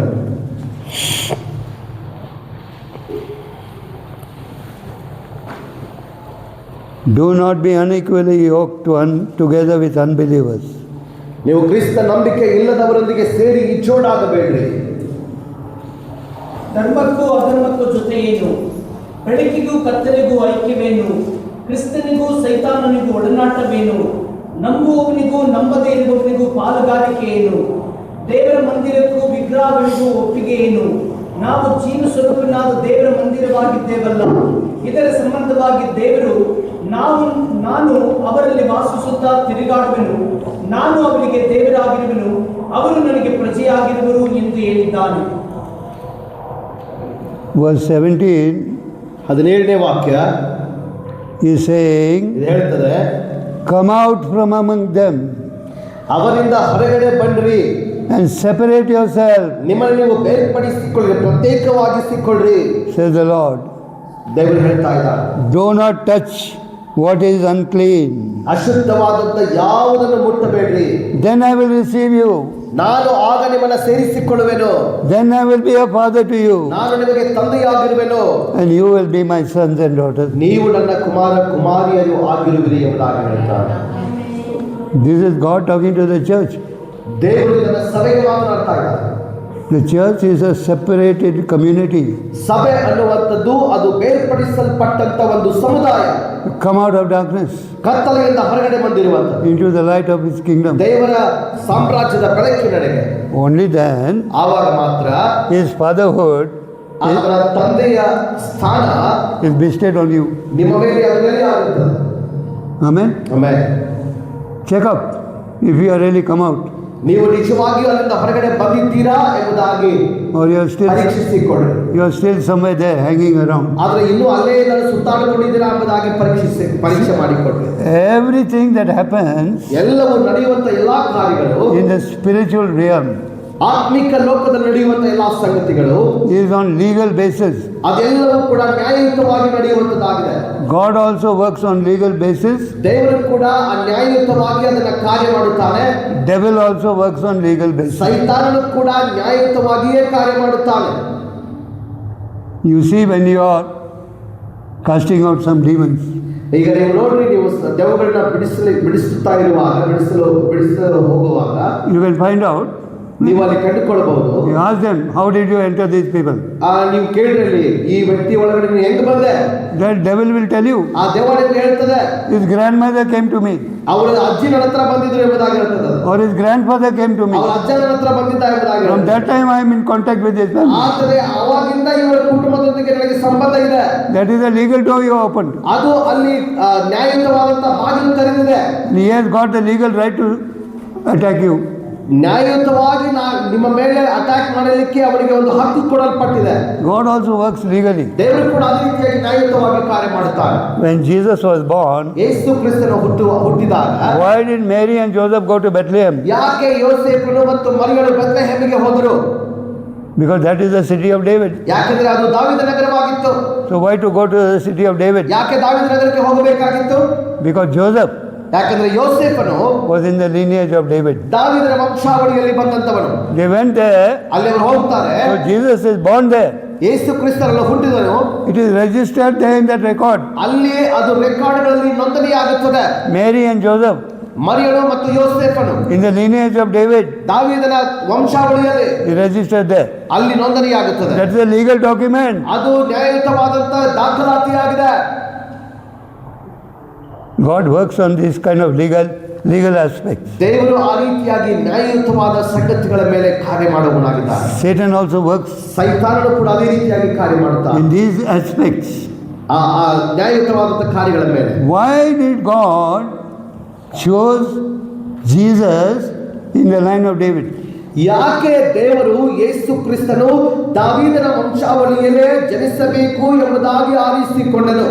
Because ಯಾಕಂದ್ರೆ Jesus has to sit on the throne of David. ಯೇಸು ಕ್ರಿಸ್ತನು ದಾವೀದನ ಸಿಂಹಾಸನದಲ್ಲಿ ಕುಳಿತುಕೊಳ್ಳಬೇಕಾಗಿತ್ತು. You understand the legality? ನೀವು ಆ ಕಾರಣಾತ್ಮಕವನ್ನ ನೀವು ಅರ್ಥ ಮಾಡಿಕೊಳ್ತಾ ಇದ್ದೀರೋ? How God worked ಯಾವ ರೀತಿಯಾಗಿ ದೇವರು ಕಾರ್ಯ ಮಾಡಿದನು? to legalize Jesus to sit on the throne of David. ಯಾವ ರೀತಿಯಾಗಿ ನ್ಯಾಯಯುತವಾಗಿ ಯೇಸು ಕ್ರಿಸ್ತನು ದಾವೀದನ ಸಿಂಹಾಸನದಲ್ಲಿ ಕುಳಿತುಕೊಳ್ಳುವಂತೆ ದೇವರು ಕಾರ್ಯ ಮಾಡಿದನು. He is called the son of Abraham, the son of David. ಆತನು ಹೇಳುತ್ತಾನೆ ಅಬ್ರಹಾಮನ ವಂಶದವನು ದಾವೀದನ ವಂಶದವನು ಎಂಬುದಾಗಿ. Why is the son of Abraham? ಯಾಕೆ ಅಬ್ರಹಾಮನ ವಂಶದವನು? You see the legality of God. ದೇವರ ನ್ಯಾಯಯುತವನ್ನು ನೋಡ್ರಿ. Because in Christ, ಯಾಕಂದ್ರೆ ಕ್ರಿಸ್ತನಲ್ಲಿ all of us become the children of Abraham. ನಾವು ಅಬ್ರಹಾಮನ ಸಂತತಿಯವರಾಗಿದ್ದೇವೆ. That's there in the Bible. ಅದು ಸತ್ಯವೇದದಲ್ಲಿ ಹೇಳಲ್ಪಟ್ಟಿದೆ. Galatians 3, full book of Galatians is there. ಗಲಾತ್ಯದವರಿಗೆ ಬರೆದ ಪತ್ರಿಕೆ ನಾವು ಅದನ್ನು ಓದುತ್ತೇವೆ. You know the blessing of Abraham. ಅಬ್ರಹಾಮನ ಆಶೀರ್ವಾದ ಏನೆಂಬುದಾಗಿ ಗೊತ್ತಾ? That blessing is supposed to be for you. ಆ ಆಶೀರ್ವಾದಗಳು ನಿಮಗೆ ಕೊಡಲ್ಪಟ್ಟಂತ ಆಶೀರ್ವಾದಗಳಾಗಿವೆ. How do you claim? ಅದನ್ನು ಯಾವ ರೀತಿಯಾಗಿ ನೀವು ಹೊಂದಿಕೊಳ್ಳುತ್ತೀರಿ? Have you got the legal right? ನೀವು ಅದನ್ನು ಹೊಂದಿಕೊಳ್ಳಲಿಕ್ಕೆ ಕಾನೂನಾತ್ಮಕವಾಗಿ ಅರ್ಹರಾಗಿದ್ದೀರೋ? When Jesus was crucified, ಯೇಸು ಕ್ರಿಸ್ತನು ಶಿಲುಬೆಗೆ ಹಾಕಲ್ಪಟ್ಟಾಗ the legal aspect took 2 turns. ಅಲ್ಲಿ ಇರುವಂತ ಕಾನೂನಾತ್ಮಕವಾಗಿರುವಂತ 2 ಸಂಗತಿಗಳು ನಾವು ನೋಡುತ್ತೇವೆ. One is the Jews, one is the Romans. ಮೊದಲನೇದಾಗಿ ಯಹೂದ್ಯರ ಪದ್ಧತಿ, ಎರಡನೇದಾಗಿ ರೋಮನರ ಪದ್ಧತಿ. The Jews also had a process of killing. ಯಹೂದ್ಯರು ಕೂಡ ಒಂದು ಕೊಲ್ಲುವ ಪದ್ಧತಿ, ಒಂದು ಪದ್ಧತಿ ಇದ್ದು, But their instrument of killing was throwing stones, killing by ಆದರೆ stone. ಯಹೂದ್ಯರ ಪದ್ಧತಿ ಕೊಲೆ ಮಾಡುವಾಗ ಅವರು ಕಲ್ಲನ್ನ ಎಸೆದು ಸಾಯಿಸ್ತಾ ಇದ್ರು. And the legal aspect was on that day, a day in preparation for the Passover, they could not kill anybody. ಆದರೆ ಇಲ್ಲಿ ಒಂದು ಕಾನೂನಾತ್ಮಕವಾದಂಥ ಕಾರ್ಯ ಪದ್ಧತಿ ಏನು ಬರ್ತದೆ ಅಂದರೆ, ಪಸ್ಕಾ ಹಬ್ಬದ ಸಿದ್ಧತೆ ಮಾಡುವ ದಿನದಲ್ಲಿ ಅವರು ಯಾರನ್ನು ಸಾಯಿಸುವುದಿಲ್ಲ. That is why ಅದಕ್ಕಾಗಿಯೇ they have to go to the Romans. ಅದಕ್ಕಾಗಿ ಅವರು ರೋಮ್ ಸಾಮ್ರಾಜ್ಯ ಬಳಿಗೆ ಹೋಗುತ್ತಾರೆ. Jesus had 3 Jewish trials. ಅಲ್ಲಿ ಆತನು ಯೇಸು ಕ್ರಿಸ್ತನಿಗೆ 3 ವಿಧವಾದಂತ ಯಹೂದ್ಯರ ಪದ್ಧತಿಯಲ್ಲಿ ವಿಚಾರಣೆ ನಡೆಯುತ್ತದೆ. By the high priest, the chief priest and the Sanhedrin. ಮಹಾಯಾಜಕ, ಮುಖ್ಯ ಯಾಜಕ, ಲಾಸ್ಟ್ ವರಿ Sanhedrin, the Jewish council, Jewish advocate, Jewish court. ಯಹೂದ್ಯರಲ್ಲಿರುವಂತಹ ಒಂದು ಕೋರ್ಟ್ ಅಲ್ಲಿ 3 ವಿಧವಾದಂತ ವಿಚಾರಣೆ ನಡೆಯುತ್ತದೆ. 3 Roman trials. ಮತ್ತೆ 3 ವಿಧವಾದಂತ ರೋಮನ್ ಸಾಮ್ರಾಜ್ಯದ ವಿಚಾರಣೆ. Pilate, Herod and Pilate again. ಪಿಲಾತನ ಬಳಿಗೆ, ಹೆರೋದನ ಬಳಿಗೆ ಮತ್ತು ಪಿಲಾತನ ಬಳಿಗೆ ತಿರುಗಿ. Amen. Amen. Pilate said, you take him and try it. You have also got a law. Why are you bringing here? ಆ ಪಿಲಾತನ ಹೇಳ್ತಾರೆ, ನಿಮಗೂ ಒಂದು ಕಾನೂನಿದೆ, ನಿಮಗೂ ಒಬ್ಬ ಯಾಜಕನಿದ್ದಾನೆ, ತೆಗೆದುಕೊಂಡು ಹೋಗಿ ನೀವು ಮಾಡ್ರಿ, ವಿಚಾರಣೆ ಮಾಡ್ರಿ ಎಂಬುದಾಗಿ ಹೇಳ್ತಾರೆ. All legal things they're talking. ಈ ಎಲ್ಲ ಕಾನೂನದ ಮಾತುಗಳನ್ನು ಮಾತನಾಡ್ತಾ ಇದ್ದಾರೆ. So they're saying, according to our law, today we cannot kill him. ಅದಕ್ಕಾಗಿ ಅವರು ಹೇಳ್ತಾರೆ, ನಮ್ಮ ಕಾನೂನಿನ ಪ್ರಕಾರ, ಪದ್ಧತಿಯ ಪ್ರಕಾರ, ಯಹೂದ್ಯದ ಪದ್ಧತಿಯ ಪ್ರಕಾರ ನಾವು ಇವತ್ತು ಅವರು ಯಾರನ್ನು ಕೊಲ್ಲುವ ಹಾಗಿಲ್ಲ. Today is a special Sabbath day. ಇವತ್ತು ಒಂದು ವಿಶೇಷವಾದಂತಹ ಸಬ್ಬತ್ ದಿನವಾಗಿದೆ. Sabbath day we can't kill. ಸಬ್ಬತ್ ದಿನದಲ್ಲಿ ನಾವು ಕೊಲೆ ಮಾಡುವುದಿಲ್ಲ. Then he's saying, what should I do? ಮತ್ತೆ ನಾವೇನ್ ಮಾಡಬೇಕು? Crucify him. ಆತನ ಶಿಲುಬೆಗೆ ಹಾಕಿಸು. See, this is the advocacy going on between the law authority and the advocates. ಅಲ್ಲಿ ಕೊಡಲ್ಪಟ್ಟಿರುವಂಥ ಕಾನೂನಿನ ಆಡಳಿತಗಾರನಿಗೆ ಮತ್ತು ಅಲ್ಲಿರುವಂಥ ಅಡ್ವೊಕೇಟ್ಗಳ ಮಧ್ಯದಲ್ಲಿ ಅದು ಒಂದು ವಿಚಾರಣೆ ಕಾರ್ಯ ನಡೀತಾ ಇದೆ. So they decided, okay, ಅಲ್ಲಿ ಅವರು ಆಗ ನಿರ್ಧಾರ ಮಾಡಿಕೊಳ್ತಾರೆ, pass the judgment. ಆತನ ಒಂದು ನ್ಯಾಯ ತೀರ್ಪನ್ನು ಕೊಡುತ್ತಾರೆ. Why is it recorded ಯಾಕೆ ಅದು ಬರೆಯಲ್ಪಟ್ಟಿದೆ? that Jesus died on the cross? ಯೇಸು ಕ್ರಿಸ್ತನು ಶಿಲುಬೆಯಲ್ಲಿ ಸತ್ತನು. You know that some reasons don't record it. They say, no, he never died on the cross. ಕೆಲವೊಂದು ರೆಕಾರ್ಡ್ಗಳಲ್ಲಿ ಬರೆದಿಟ್ಟಿದ್ದಾರೆ ಏನಂದ್ರೆ, ಯೇಸು ಕ್ರಿಸ್ತನು ಶಿಲುಬೆಯ ಮೇಲೆ ಸತ್ತೇ ಇಲ್ಲ ಅಂತ. You see? And who was behind this trial? ಈ ವಿಚಾರಣೆ ಹಿಂದೆ ಯಾರಿದ್ರು? When we partake in the Lord, now churches are not interested in partaking in Lord's Supper. ಈಗ ಸಭೆಗಳಲ್ಲಿ ನಾವು ನೋಡ್ತೇವೆ, ಬಹಳಷ್ಟು ಸಭೆಗಳಲ್ಲಿ ಕರ್ತನ ಭೋಜನದಲ್ಲಿ ಪಾಲುಗಾರರಾಗುವುದಕ್ಕೆ ಅವರಿಗೆ ಮನಸ್ಸಿಲ್ಲ. They give some crackers. ಕೆಲವೊಂದು ಕ್ರ್ಯಾಕರ್ಸ್ ತೆಗೆದುಕೊಂಡು ಬರ್ತಾರೆ, like wafers to eat. Wafers ತಿನ್ನಂಗೆ ಇರ್ತದೆ. And some juice. ಮತ್ತೆ ಕೆಲವೊಂದು ಜ್ಯೂಸ್ ತರ ತಂದು ಕೊಡ್ತಾರೆ. Other churches also once in a month will do here. ಕೆಲವೊಂದು ಸಭೆಗಳಲ್ಲಿ ತಿಂಗಳಿಗೆ ಒಂದೇ ಸಾರಿ ಅದನ್ನು ಮಾಡ್ತಾರೆ. But ಆದರೆ when you partake in that altar, the cup and the bread, ಆ ದೇವರ ರೊಟ್ಟಿ ಮತ್ತು ಪಾತ್ರೆಯಲ್ಲಿ ಪಾಲುಗೊಳ್ಳುವಾಗ it says ಅದು ಹೇಳುತ್ತದೆ, On the night in which he was betrayed, ಆತನು ಹಿಡಿದುಕೊಡಲ್ಪಟ್ಟ ರಾತ್ರಿಯಲ್ಲಿ Jesus took bread. ಯೇಸು ಕ್ರಿಸ್ತನು ರೊಟ್ಟಿಯನ್ನು ತೆಗೆದುಕೊಂಡನು, He broke it. ಅದನ್ನು ಮುರಿದನು, He gave it to his disciples. ಆತನು ತನ್ನ ಶಿಷ್ಯರಿಗೆ ಕೊಟ್ಟನು. Take all this, eat of it. ಇದನ್ನೆಲ್ಲರೂ ತೆಗೆದುಕೊಂಡು ತಿನ್ನಿರಿ, This is my body. ಇದೇ ನನ್ನ ದೇಹ, Do this in remembrance of me. ನನ್ನನ್ನು ನೆನಪಿಸಿಕೊಳ್ಳುವುದಕ್ಕೋಸ್ಕರವಾಗಿ ಹೀಗೆ ಮಾಡ್ರಿ. Betrayed. Who betrayed him? ದ್ರೋಹ ಮಾಡಿದ್ರು. ಯಾರು ದ್ರೋಹ ಮಾಡಿದ್ರು? Can you tell me? ಯಾರು ದ್ರೋಹ ಮಾಡಿದ್ರು ಯೇಸು ಸ್ವಾಮಿಗೆ? ಅದರ ಸ್ವಂತ ಶಿಷ್ಯರು. Who is that? ಯಾರದು? Judas. ಯೂದ. Judas betrayed him. ಇಸ್ಕರಿಯೋತ ಯೂದನು. Who was in Judas's heart? ಯೂದನ ಹೃದಯದಲ್ಲಿ ಯಾರಿದ್ರು? ಸೈತಾನ. Satan. When you declare this death, Satan starts shaking. That is the power of the church and the power of that bread and the cup. ಆ ಸತ್ಯ ಕಮ್ಯುನಿಯನಲ್ಲಿ ಆ ರೊಟ್ಟಿಯನ್ನು ಮುರಿಯುವಾಗ ಪಾಲ್ಗೊಳ್ಳುವಾಗ ಸೈತಾನನು ಅಲ್ಲಿ ನಡುಗುವುದಕ್ಕೆ ಪ್ರಾರಂಭ ಮಾಡ್ತಾನೆ. ಅದೇ ಅದರಲ್ಲಿರುವಂತಹ ಬಲವಾಗಿದೆ. Must have a clear revelation of the Lord's Supper. ದೇವರ ಕರ್ತನ ಭೋಜನದ ಕುರಿಯಾಗಿ ಸ್ಪಷ್ಟವಾದಂತಹ ಪ್ರಕಟಣೆಯನ್ನು ಹೊಂದಿಕೊಂಡವರಾಗಿರಬೇಕು. That is where the new covenant is activated. ಅಲ್ಲೇ ಹೊಸ ಒಡಂಬಡಿಕೆ ಸ್ಥಾಪಿತವಾಗಿದೆ. And that cup, small cup of juice you drink, ಆ ಒಂದು ಸಣ್ಣ ಪಾತ್ರೆಯಲ್ಲಿ ನೀವು ಆ ದ್ರಾಕ್ಷಾರಸವನ್ನು ಕುಡಿಯುವಾಗ is the cup of blessing. ಅದು ಆಶೀರ್ವಾದದ ಪಾತ್ರೆಯಾಗಿದೆ. The Bible says that. ಸತ್ಯವೇದ ಹೇಳುತ್ತದೆ. Read the book of Corinthians. ಕೊರಿಂಥಿಯರಿಗೆ ಬರೆದ ಪತ್ರಿಕೆಯನ್ನು ಓದ್ರಿ. It was the last cup. 4 cups are there in the Old ಅಲ್ಲಿ Testament. ಹಳೆ ಒಡಂಬಡಿಕೆಯಲ್ಲಿ 4 ವಿಧವಾದ ಕಪ್ಪುಗಳ ಪಾತ್ರೆ ನಾವು ನೋಡುತ್ತೇವೆ. And the cup of blessing is the cup of the blessing of redemption. ಅದು ಆಶೀರ್ವಾದದ ಪಾತ್ರೆ ಎಂಬುದಾಗಿ ಹೇಳುವಾಗ ಅದು ವಿಮೋಚನೆಯ ಆಶೀರ್ವಾದದ ಪಾತ್ರೆ. Whose blessing? ಯಾರ ಆಶೀರ್ವಾದ? Abraham's blessing ಅಬ್ರಹಾಮನ ಆಶೀರ್ವಾದ is there in that cup. ಆ ಪಾತ್ರೆಯಲ್ಲಿ ಕೊಡಲ್ಪಟ್ಟಿದೆ. When you drink that cup, ನೀವು ಆ ಪಾತ್ರೆಯಲ್ಲಿ ಕುಡಿಯುವಾಗ you are drinking all the blessing of Abraham. ಅಬ್ರಹಾಮನ ಆಶೀರ್ವಾದವನ್ನು ಕುಡಿತಾ ಇದ್ದೀರಿ. Why that blessing is not coming on you? ಯಾಕೆ ಆಶೀರ್ವಾದ ನಿಮ್ಮ ಮೇಲೆ ಬರ್ತಾ ಇಲ್ಲ? ಹಾಗಾದ್ರೆ I'll share 1 or 2 things. ಒಂದೆರಡು ಸಂಗತಿಗಳನ್ನ ಹಂಚಿಕೊಳ್ಳಿಕ್ಕೆ ಬಯಸುತ್ತೇನೆ. Then we will go for lunch. ನಾವು ನಂತರ ಊಟಕ್ಕೆ ಹೋಗೋಣ. What is the problem in India? Bharat ದೇಶದಲ್ಲಿರುವಂತಹ ಸಮಸ್ಯೆ ಏನು? Where we are stuck up. ನಾವು ಎಲ್ಲಿ ಸಿಲುಕಿ ಹಾಕಿಕೊಂಡಿದ್ದೇವೆ? Where from our father's house we are not able to we are not able to come out. ನಾವು ನಮ್ಮ ತಂದೆಯ ಮನೆಯಿಂದ ಅಥವಾ ನಮ್ಮ ಸ್ವಂತ ಕಮ್ಯುನಿಟಿ ಸಮುದಾಯದಿಂದ ನಾವು ಹೊರಗಡೆ ಬರಲಿಕ್ಕೆ ಸಾಧ್ಯವಾಗ್ತಾ ಇಲ್ಲ. When I became a believer ನಾನು ವಿಶ್ವಾಸಿಯಾದಾಗ in 1990, 1990ರಲ್ಲಿ I came out of that Roman Catholic Church. ನಾನು ಆ ರೋಮನ್ ಕ್ಯಾಥೋಲಿಕ್ ಸಭೆಯಿಂದ ಹೊರಗಡೆ ಬಂದೆ. Why? ಯಾಕೆ? Because of the word. ಯಾಕೆಂದ್ರೆ ದೇವರ ವಾಕ್ಯದ ಕಾರಣದಿಂದ. Something is wrong there. ಅಲ್ಲೇನೋ ಒಂದು ತಪ್ಪಿದೆ. I want to go to the right church. ನಾನು ಸರಿಯಾದ ಸಭೆಗೆ ಹೋಗಬೇಕು. Holy Spirit told me. ಪರಿಶುದ್ಧಾತ್ಮ ನನಗೆ ಹೇಳಿದನು.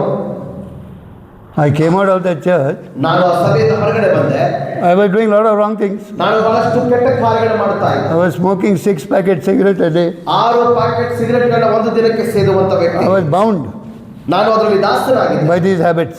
ಈ ಚಟಗಳಿಂದ ಬಂಧಿತನಾಗಿದ್ದೆ. Before going to sleep, ಮಲಗುವುದಕ್ಕಿಂತ ಮುಂಚೆ I will look at the side of my bed. ನನ್ನ ಬೆಡ್ಡಿನ ಪಕ್ಕದಲ್ಲಿ ನೋಡ್ತಾ ಇದ್ದೆ. Is my cigarette packet there or not? ಅಲ್ಲಿ ಸಿಗರೆಟ್ ಪ್ಯಾಕೆಟ್ ಇದೆಯೋ ಇಲ್ವೋ ಎಂಬುದಾಗಿ ಚೆಕ್ ಮಾಡ್ತಾ ಇದ್ದೆ. Because if I get up in the night, ರಾತ್ರಿ ಮಧ್ಯರಾತ್ರಿ ಏನಾದ್ರು ಎದ್ದು ಬಿಟ್ರೆ what will I do? ನಾ ಏನ್ ಮಾಡ್ಲಿ? If there is no cigarette there. Cigarette ಇಲ್ಲ ಅಂತ ಏನ್ ಮಾಡ್ಲಿ? And even if there are 1 or 2 cigarettes, 1-2 cigarette ಇದ್ರೆ I will start my car and go running all around. Mostly I'll come to the bus stand. ನಾನು car ತೆಗೆದುಕೊಂಡು ರಾತ್ರಿ ಎಷ್ಟೊತ್ತಾದ್ರೂ ಪರವಾಗಿಲ್ಲ ನಾನು ಎಲ್ಲ ಸುತ್ತಾಡಿ ಬಸ್ ಸ್ಟ್ಯಾಂಡ್ ಹತ್ರ ಬಂದು ನಿಲ್ತಾ ಇದ್ದೆ. To buy cigarettes. ಸಿಗರೆಟ್ ಕೊಂಡುಕೊಳ್ಳಲಿಕ್ಕೆ. I used to drink ನಾನು ಕುಡಿತಾ ಇದ್ದೆ.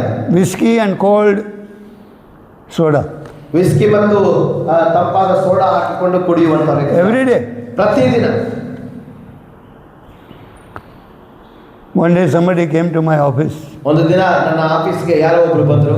He is my brother-in-law's friend. ನನ್ನ ಸಹೋದರನ ಒಬ್ಬ ಸ್ನೇಹಿತರವರು.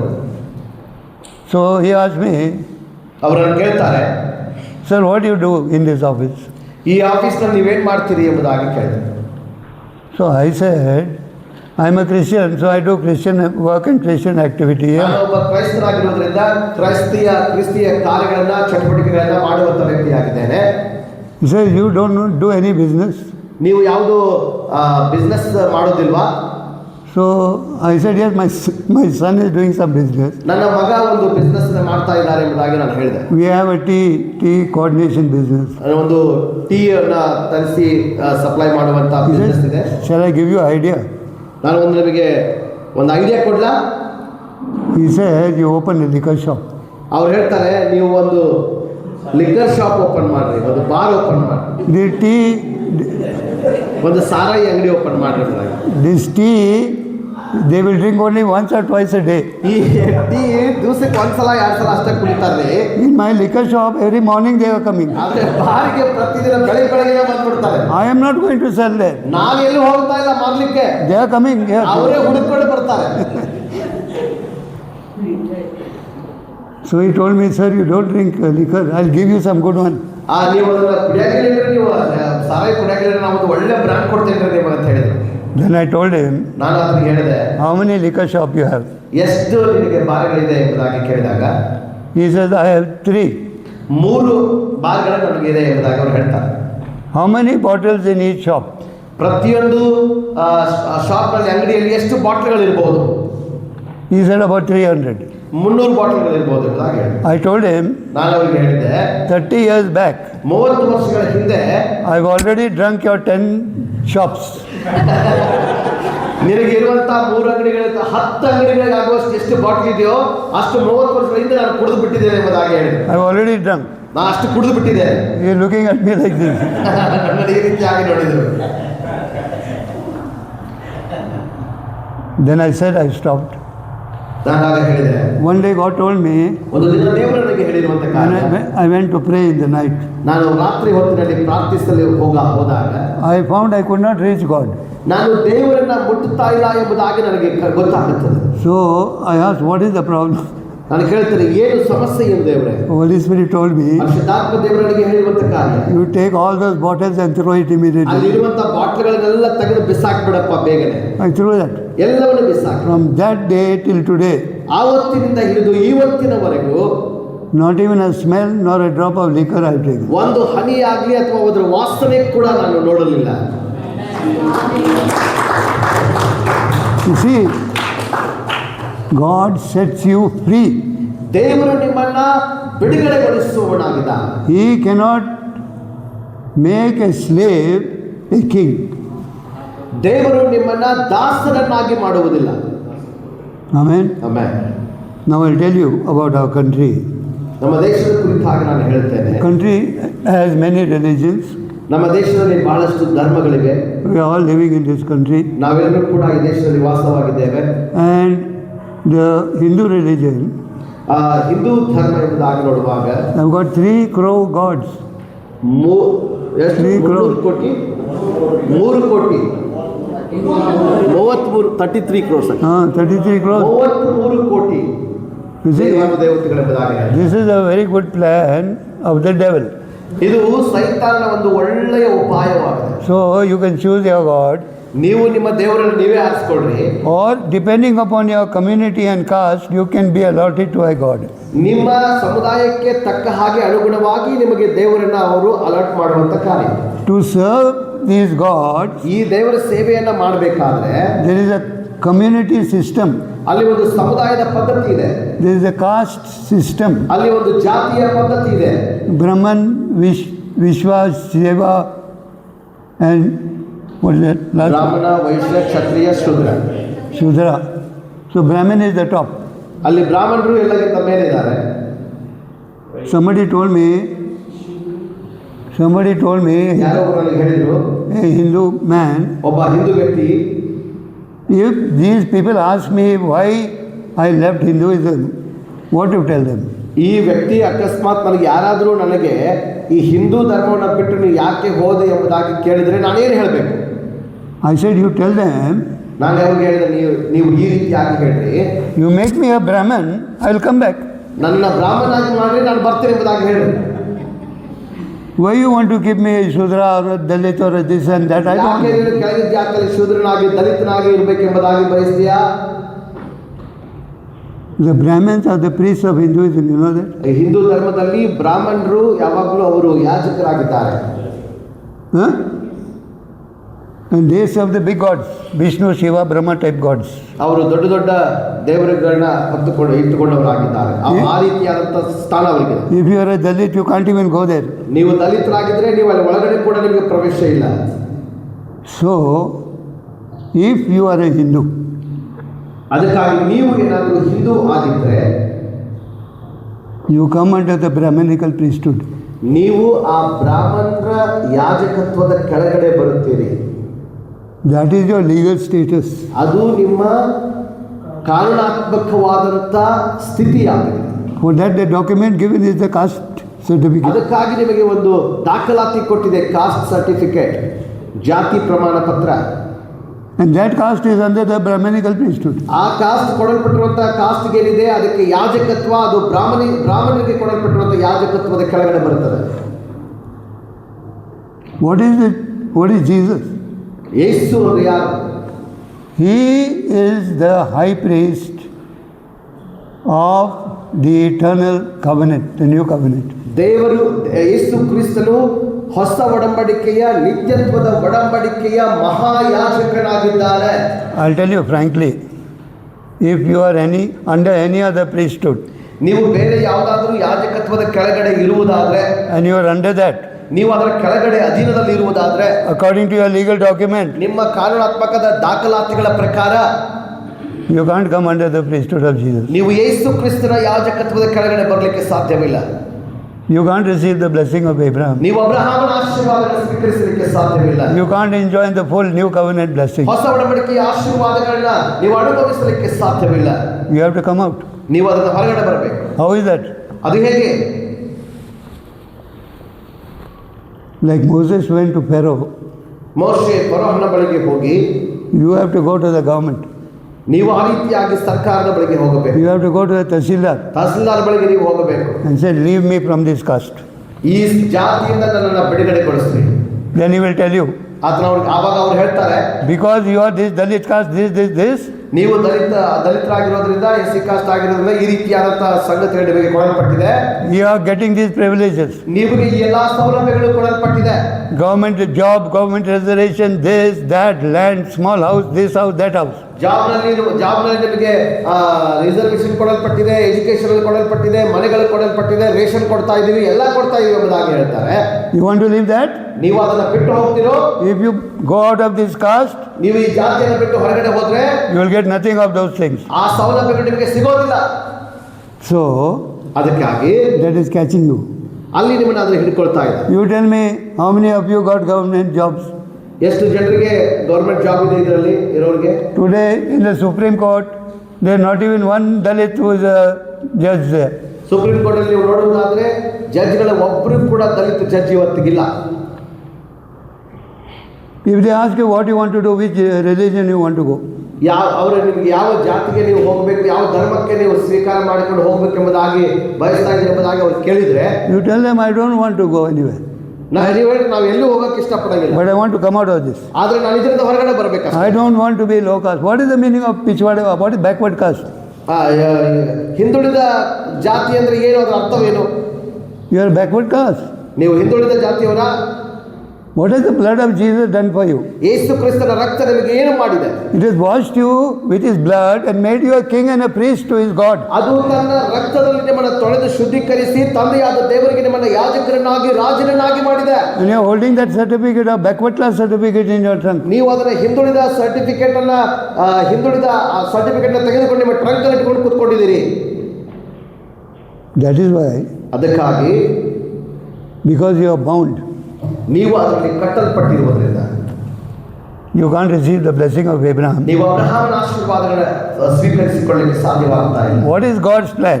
ದೇವರ ಯೋಚನೆ ಏನು? To bring his kingdom ಆತನ ಸಾಮ್ರಾಜ್ಯವನ್ನು ತೆಗೆದುಕೊಂಡು ಬರುವುದು. in India. ಭಾರತ ದೇಶದಲ್ಲಿ ಆತನ ಸಾಮ್ರಾಜ್ಯ ಬರಬೇಕು. He brought Israel out. ಆತನು ಇಸ್ರಾಯೇಲರನ್ನು ಹೊರಗಡೆ ಕರೆದುಕೊಂಡು ಬಂದನು. Why he could keep Israel there with the Egyptians only? ಯಾಕೆ ಐಗುಪ್ತರ ಮಧ್ಯದಲ್ಲಿ ಅವ್ರ ಕೆಳಗಡೆ ಇಸ್ರಾಯೇಲರನ್ನು ಇಡಬೇಕಾಗಿತ್ತು? As slaves they can pray and thank God for that. ಅವರು ದಾಸತ್ವದಲ್ಲಿ ಇದ್ದುಕೊಂಡೇ ಪ್ರಾರ್ಥನೆ ಮಾಡಿ ದೇವರಿಗೆ ಸ್ತೋತ್ರ ಹೇಳಬಹುದಾಗಿತ್ತು. Like you are doing now. ನೀವು ಈಗ ಮಾಡ್ತಾ ಇರುವ ಹಾಗೆ Backward class people are praying and thanking God. ಹಿಂದುಳಿದ ಜಾತಿಗಳೇ ಅಲ್ಲೇ ಉಳಿದುಕೊಂಡು ದೇವರಿಗೆ ಸ್ತೋತ್ರ ಮಾಡುವ ಹಾಗೆ. God said, bring them out of that place. ದೇವರು ಹೇಳ್ತಾನೆ, ಅವರಿಂದ ಆ ಸ್ಥಳವನ್ನ ಬಿಟ್ಟು ಹೊರಗಡೆ ಕರೆದುಕೊಂಡು ಬಾ. Bring them out. ಹೊರಗಡೆ ಕರೆದುಕೊಂಡು ಬಾ. And Moses, you go. ಮೋಶೆ, ನೀನು ಹೋಗು.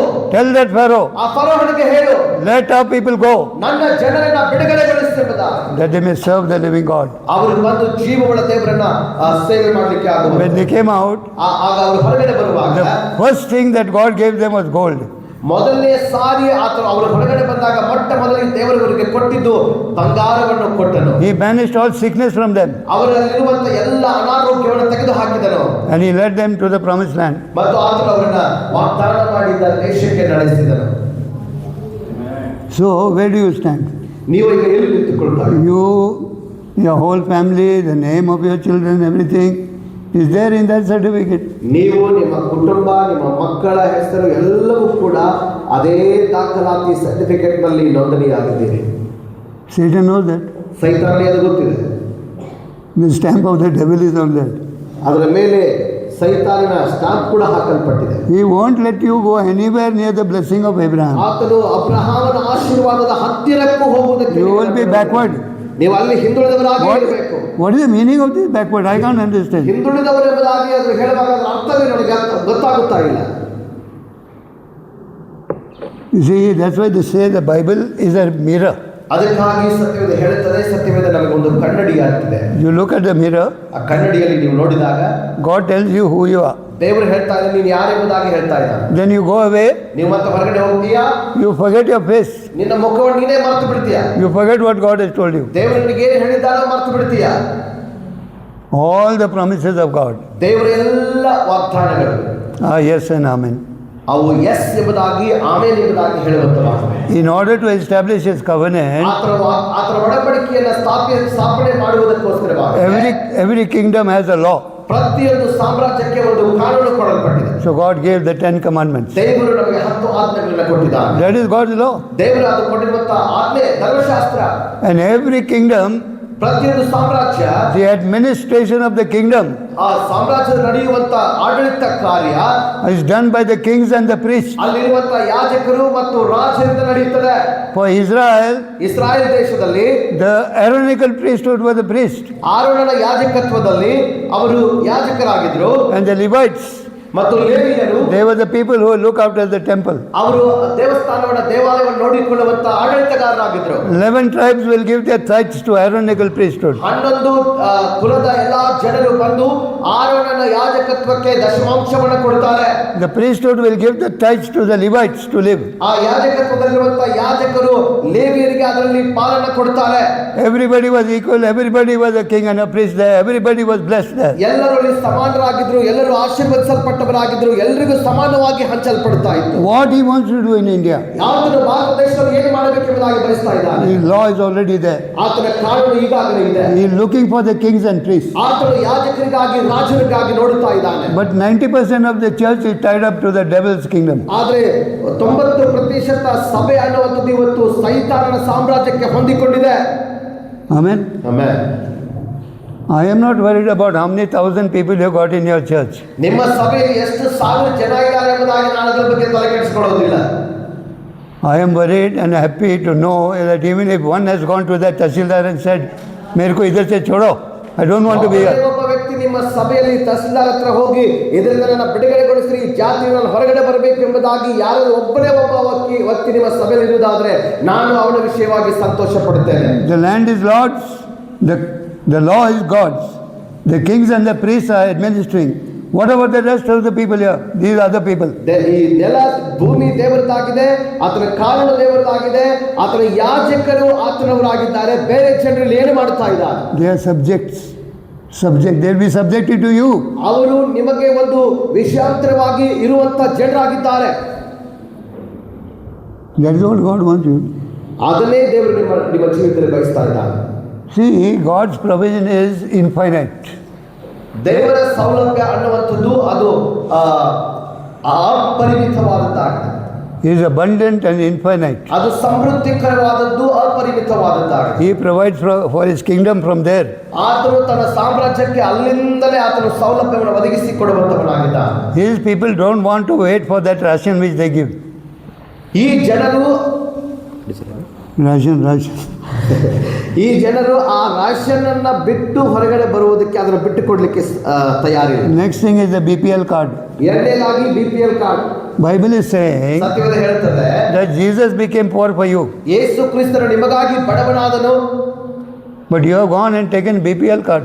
ಆದ್ರೆ ನೀವು ಹೋಗಿ ಅಲ್ಲಿ BPL ಕಾರ್ಡ್ ತೆಗೆದುಕೊಂಡಿದ್ದೀರಿ. That is another legal thing. ಮತ್ತು ಅದೊಂದು ಕಾನೂನು ದಾಖಲಾತಿ. You know that all these legal documents, ಈ ಎಲ್ಲ ಕಾನೂನಾತ್ಮಕವಾದಂತ ದಾಖಲಾತಿಗಳು they are preventing your blessing. ನಿಮ್ಮ ಆಶೀರ್ವಾದಕ್ಕೆ ಅಡ್ಡವಾಗಿ ನಿಂತುಕೊಂಡಿವೆ. That's why you'll tell, hey, pray for me, my son's fee has to be paid, my this has to be done, that. Why? ನೀವು ಅದಕ್ಕಾಗಿ ಹೇಳ್ತಾ ಇದ್ರಿ, ನಾನು ನನಗೆ ಪ್ರಾರ್ಥನೆ When God's kingdom is there for you, His provision is there for you, but you are holding BPL card in the back in your this thing, writing all the names of your children, everybody there, thinking that these people are going to feed you. How much ration you?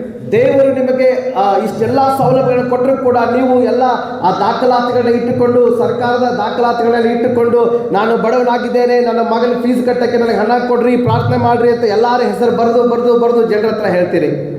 The message is, ಸಂದೇಶ ಏನಂದ್ರೆ, come out of this. ಇದರಿಂದ ಹೊರಗಡೆ ಬನ್ರಿ. Then you will experience the fatherhood of God. ನೀವು ಆಗ ತಂದೆಯ ಸ್ಥಾನವನ್ನ ನಿಮ್ಮ ಜೀವಿತದಲ್ಲಿ ಅನುಭವಿಸಲಿಕ್ಕೆ And ಸಾಧ್ಯ. you will inherit every blessing of Abraham. ಅಬ್ರಹಾಮನ ಎಲ್ಲಾ ಆಶೀರ್ವಾದಗಳನ್ನ ನೀವು ಹೊಂದಿಕೊಳ್ಳಲಿಕ್ಕೆ ಸಾಧ್ಯವಾಗುತ್ತದೆ. Amen. Amen. So I'll close there. ಇಲ್ಲಿಗೆ ನಾನು ಮುಗಿಸುತ್ತೇನೆ. I've told you where the darkness is in your life, ನಿಮ್ಮ ಜೀವನದಲ್ಲಿ ಎಲ್ಲಿ ಕತ್ತಲೆ ತುಂಬಿದೆ ಎಂಬುದಾಗಿ ನಾನು ಹೇಳಿದೆ. where you are connected. ನೀವು ಎಲ್ಲಿ ಸಂಬಂಧಪಟ್ಟಿದ್ದೀರಿ ಎಂಬುದಾಗಿ ನಾನು ಹೇಳಿದೆ. Cut that out. ಅದನ್ನ ಕಟ್ ಮಾಡ್ರಿ. Come out of them. ಅದರಿಂದ ಹೊರಗಡೆ ಬನ್ರಿ. God has already made the provision. ದೇವರು ನಿಮಗಾಗಿ ಈಗಾಗಲೇ ಎಲ್ಲ ಸೌಲಭ್ಯಗಳನ್ನ ರೆಡಿ ಮಾಡಿ ಇಟ್ಟಿದ್ದಾನೆ. And receive the blessing of Father Abraham. ಅಬ್ರಹಾಮನ ಆಶೀರ್ವಾದಗಳನ್ನು ಹೊಂದಿಕೊಳ್ಳ್ರಿ. We'll meet again. Only the ಮತ್ತೊಂದು ಸಾರಿ ನಾವು ಭೇಟಿಯಾಗೋಣ. If you want any further clarification about my message today, ಇವತ್ತು ನಾನು ಹಂಚಿಕೊಂಡ ಸಂದೇಶದ ವಿಷಯವಾಗಿ ನಿಮಗೆ ಏನಾದರೂ ಸಂಶಯಗಳು ಅಥವಾ ಏನಾದರೂ ಅದನ್ನ ಪರಿಹರಿಸಿಕೊಳ್ಳುವಂತ ಸಂಶಯಗಳು ಇದ್ರೆ, you please contact me. ನನ್ನನ್ನು ನೀವು ಕಾಂಟ್ಯಾಕ್ಟ್ ಮಾಡಬಹುದು. You see, I have gone through financial difficulties. ನಾನು ಎಲ್ಲ ಹಣಕಾಸಿನ ತೊಡಕುಗಳನ್ನ ಅಥವಾ ಆ ಕಠಿಣ ಪರಿಸ್ಥಿತಿಗಳನ್ನ ನಾನು ಹಾದು ಹೋಗಿದ್ದೇನೆ. But I have never taken a single rupee loan. ನಾನು ಯಾವತ್ತೂ ₹1 ಯಾರ ಕಡೆ ಲೋನ್ ತೆಗೆದುಕೊಂಡಿಲ್ಲ. Nor do I have any credit card. ನಾನು ಯಾವುದೇ ಕ್ರೆಡಿಟ್ ಕಾರ್ಡ್ ಅನ್ನು ಇಟ್ಟುಕೊಂಡಿಲ್ಲ. Bank is telling me, sir, take credit card, take credit. Bank ಅವರು ಹೇಳ್ತಾರೆ, ಸರ್ ಕ್ರೆಡಿಟ್ ಕಾರ್ಡ್ ತಗೊಳ್ರಿ, ಫ್ರೀ ಆಗಿ ಕೊಡ್ತೀವಿ ಎಂಬುದಾಗಿ. I said, I'm not American. ನಾನು ಅಮೆರಿಕದವನಲ್ಲಪ್ಪ. I am a believer in Jesus Christ. ನಾನು ಯೇಸು ಕ್ರಿಸ್ತರ ವಿಶ್ವಾಸಿಯಾಗಿದ್ದೆ. I don't live in credit. ನಾನು ಕ್ರೆಡಿಟ್ ನಲ್ಲಿ ಸಾಲದಲ್ಲಿ ಜೀವಿಸುವುದಿಲ್ಲ. I live by cash. ನಾನು ಕ್ಯಾಶ್ ನಲ್ಲಿ ಜೀವನ ಮಾಡುತ್ತೇನೆ. Amen. Amen. And I don't take money from the ministry. ನಾನು ಯಾವ ಸೇವೆಯಿಂದಲೂ ಕೂಡ ಹಣವನ್ನು ತೆಗೆದುಕೊಳ್ಳುವುದಿಲ್ಲ. My desire is for you to be blessed.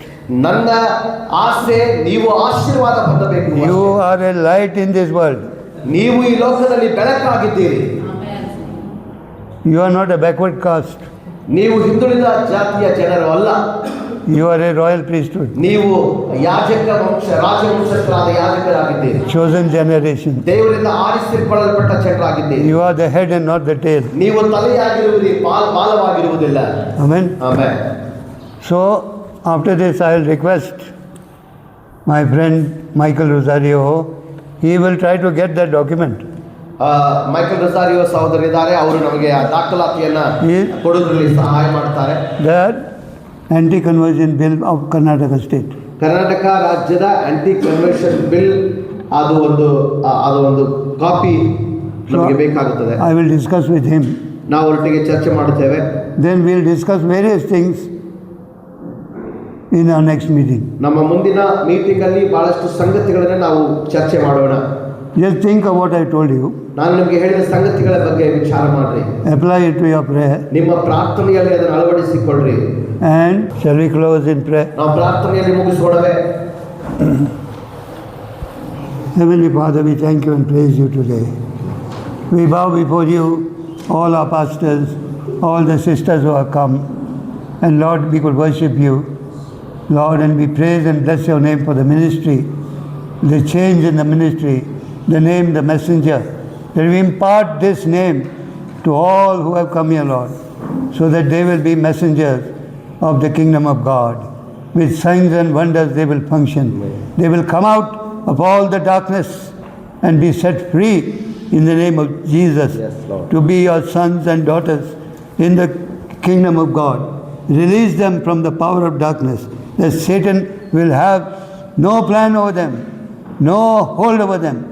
In the mighty name of Jesus Christ I pray. Amen. Bless them, Lord, today. And we thank you for this fellowship. Thank you, Lord. Help us to go back to our churches renewed in the spirit, Amen. in our minds. Amen. In Jesus' name I pray. Amen.